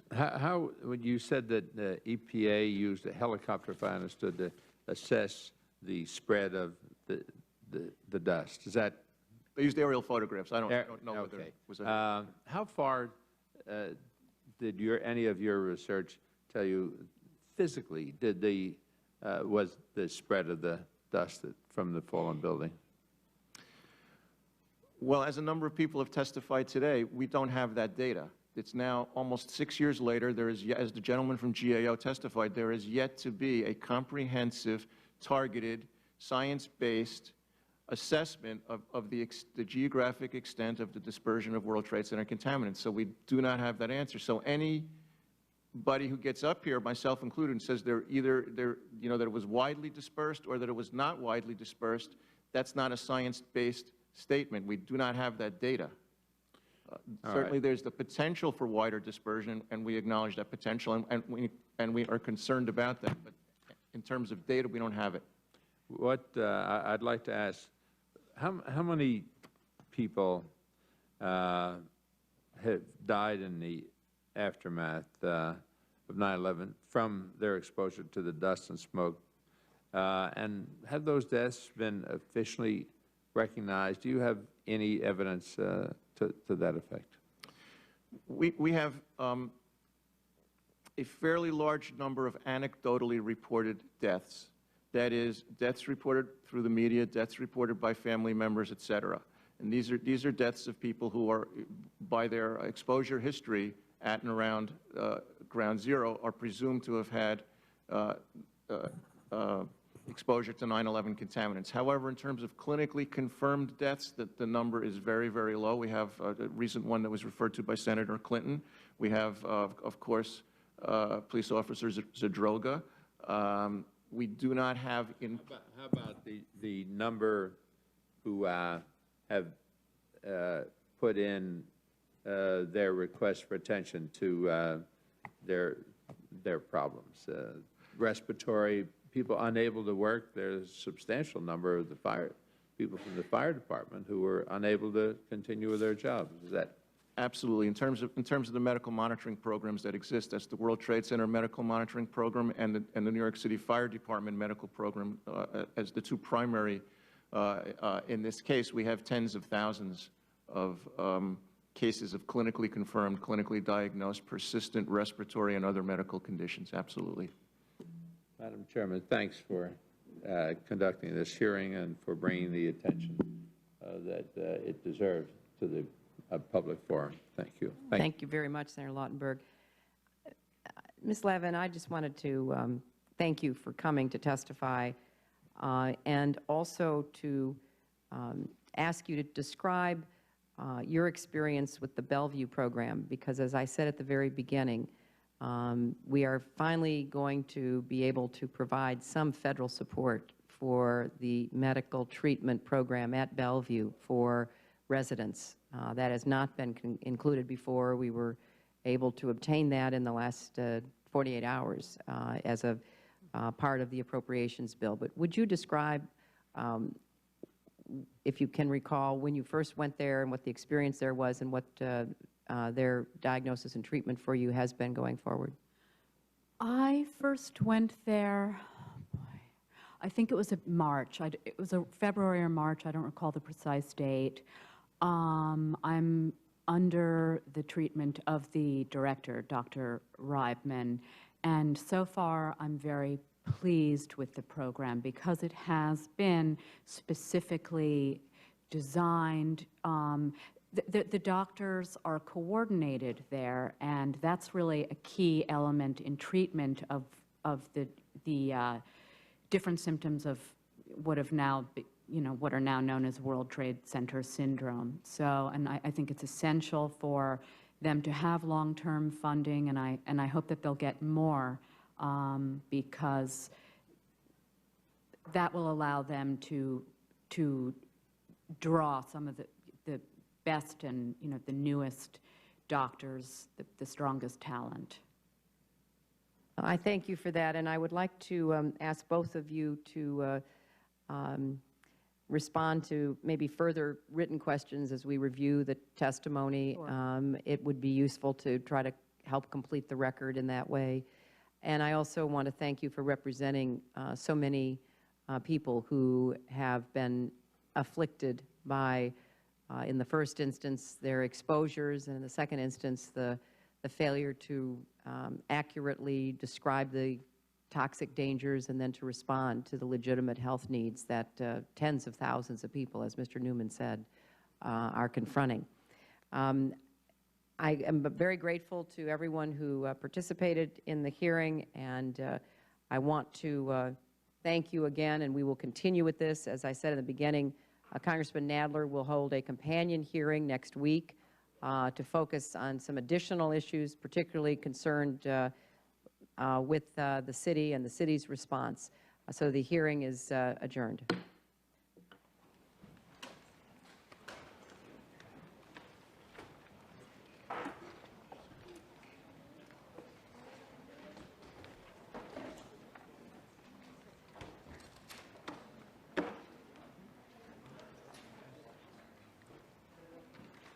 I think we'll have a press opportunity, because I know there was a lot of press here, just up here in front of the dais, and maybe Mr. Newman and Ms. Lavin could join.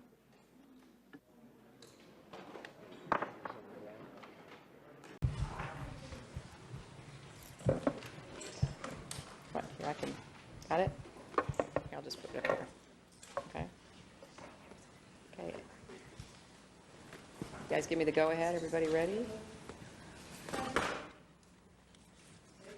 Okay, thank you very much. I think as you followed the testimony this morning, it was clear that we are still confronted by contradictions, misstatements, denials about the role that the federal government played in the information that was released in the aftermath of the attacks of 9/11 and the significance of the exposures to the toxins that were released into the air. I am determined to pursue this, not only because I think the people who were affected deserve the truth, but also because we need to make sure that the government is prepared in the event of another terrorist attack or a natural disaster. It was abundantly clear that many of the claims about the improvements that have been made since 9/11 have not been borne out. Testimony was directly contradicted by the White House's own review of the response by EPA and others to the disaster of Katrina. There were three major developments that were included in this hearing. The first was the GAO report of preliminary findings as to their investigation of the EPA's cleaning and testing program in Lower Manhattan.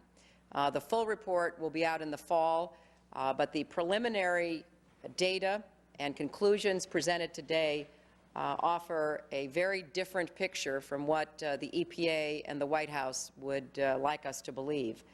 And I appreciate the thoroughness of the GAO's report.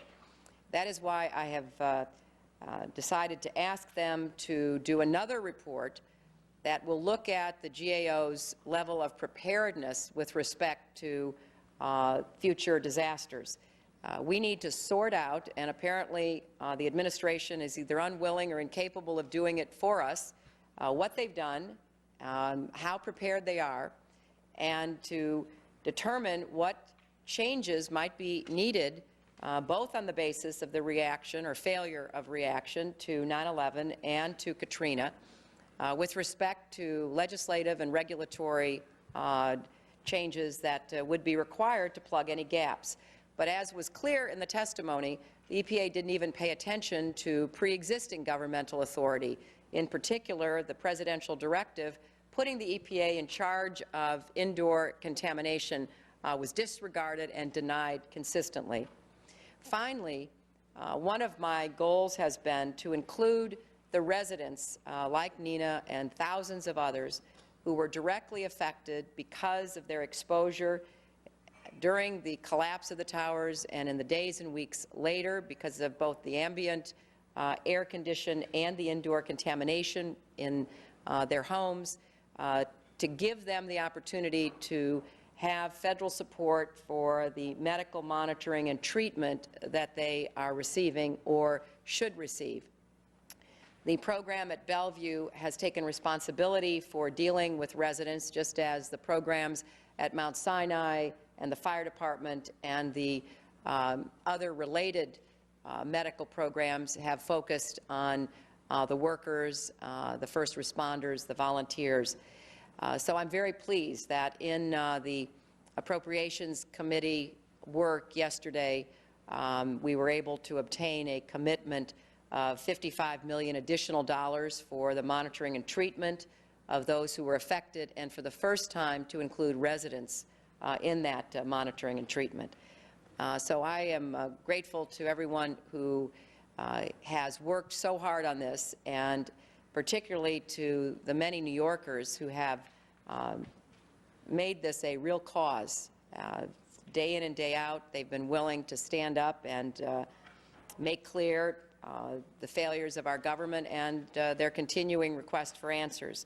And I particularly want to acknowledge the widower and sister of Felicia Dunn-Jones, because in response to Senator Lautenberg's last question, she has been determined by the medical examiner in New York City to have died from the initial dust cloud that she was caught in on 9/11.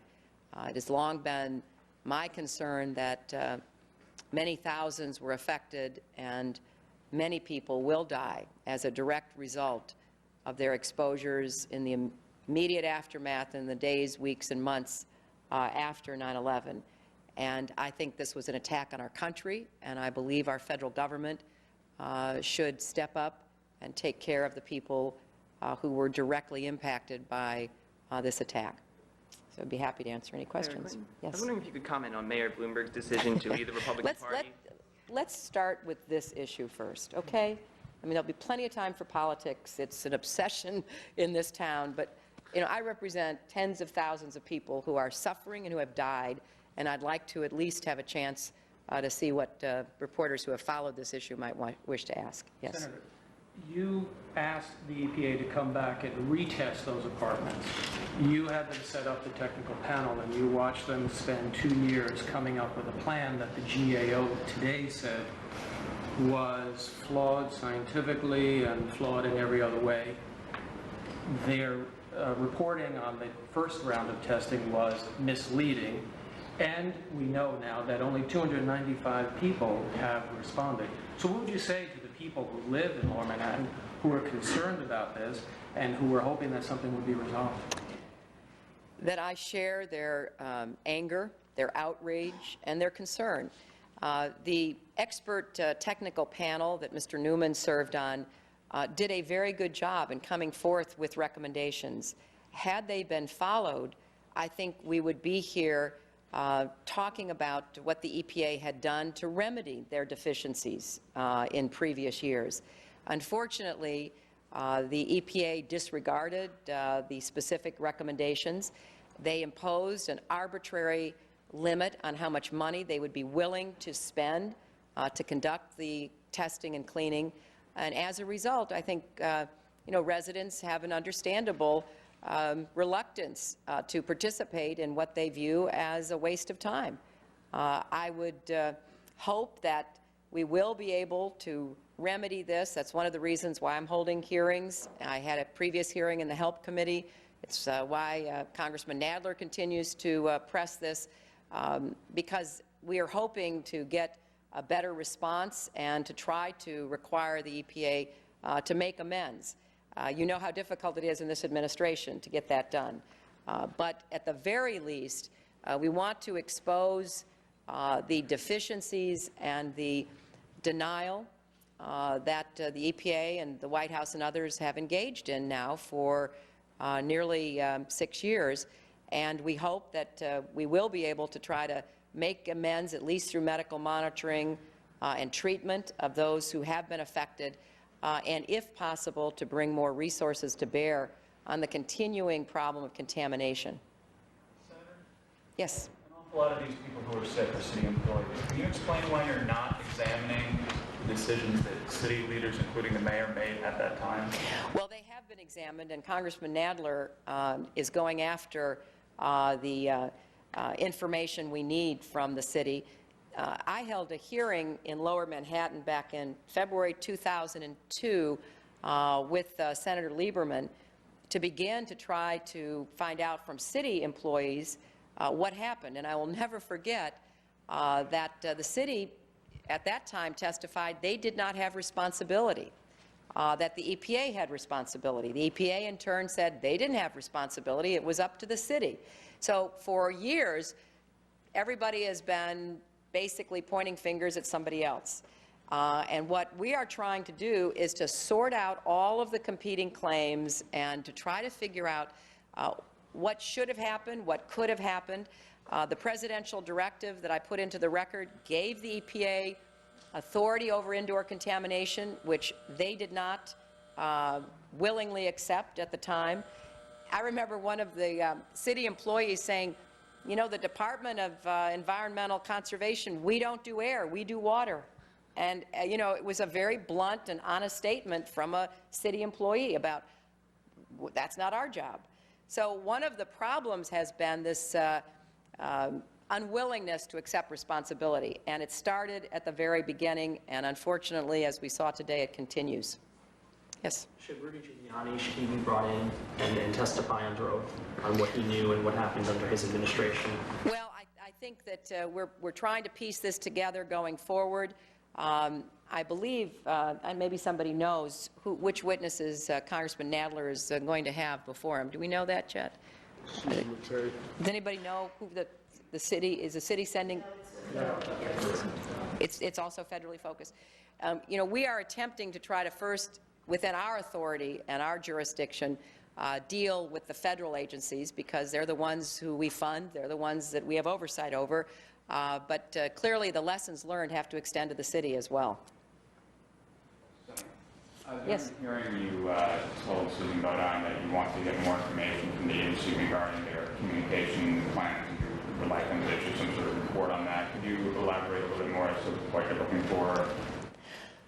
Well, we are looking for information about what their plans actually are, because I think her testimony painted a pretty rosy picture about how after 9/11 they worked to put into place plans. They adopted a new national plan in 2003, and there were a lot of very flowery statements made about how well prepared they were. But the fact is that after Katrina, there was no plan. And even the White House itself, in their internal investigation, and they're hardly known as a very tough investigator of themselves, concluded that the EPA and the other federal agencies did not have an adequate communications plan. So let's see what it is on paper. When I asked her to respond to that, they said they were in draft. Well, honest to goodness, how many years does it take to come up with a communications plan that will give the American people accurate information that they can act upon and that they can believe, and a level of competence in our government in responding to these disasters? So we're going to press very hard to get that information, but as a check on it, we're asking the GAO to conduct their own oversight as to how prepared the EPA is with respect to communications that will give people a more accurate basis than they were given either in 9/11 or in Katrina. Anything else on this issue? Okay. So can you respond to Mayor Bloomberg's decision to leave the Republican Party and what you think of a possible presidential race between 3 New Yorkers? Well, I am not surprised by anyone leaving the Republican Party these days. And I'll just leave it at that. Thanks, everybody. Thank you all. Thank you. Thank you, my friends.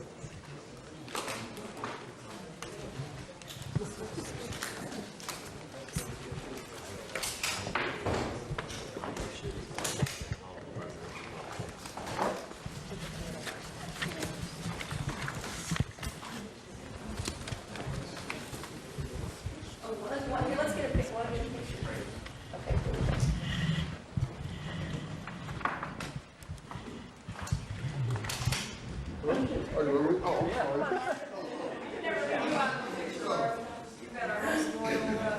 Witness.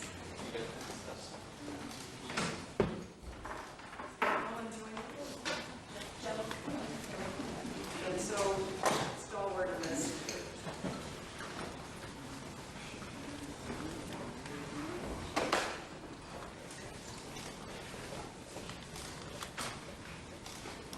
Thank you all very much.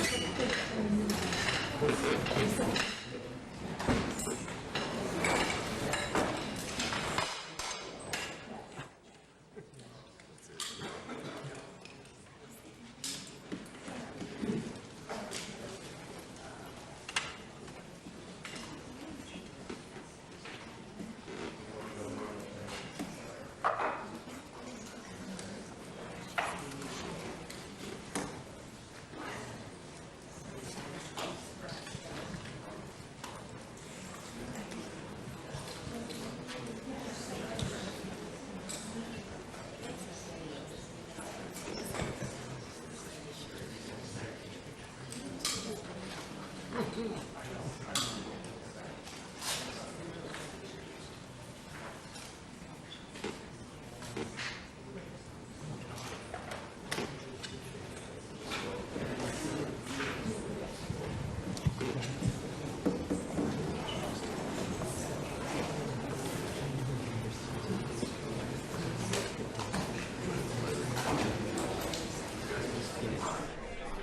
We take you now live to George Washington University, where in just a few minutes a discussion will get underway on the U.S. refugee program, on academics, government officials, and refugees participating. It will be going on in just a few minutes. And also at the U.S. Capitol today, where both the House and Senate are in session, the House continues work on fiscal year 2008 federal spending. Members plan to finish energy and water spending and may start on the State Department and Foreign Operations spending bill. The Senate today continues work on energy legislation, live House coverage on C-SPAN, and the Senate on C-SPAN 2. While we wait for this discussion on refugees to get underway, here's a portion of this morning's Washington Journal. Start with the New York Daily News, his hometown paper, and the headline reads,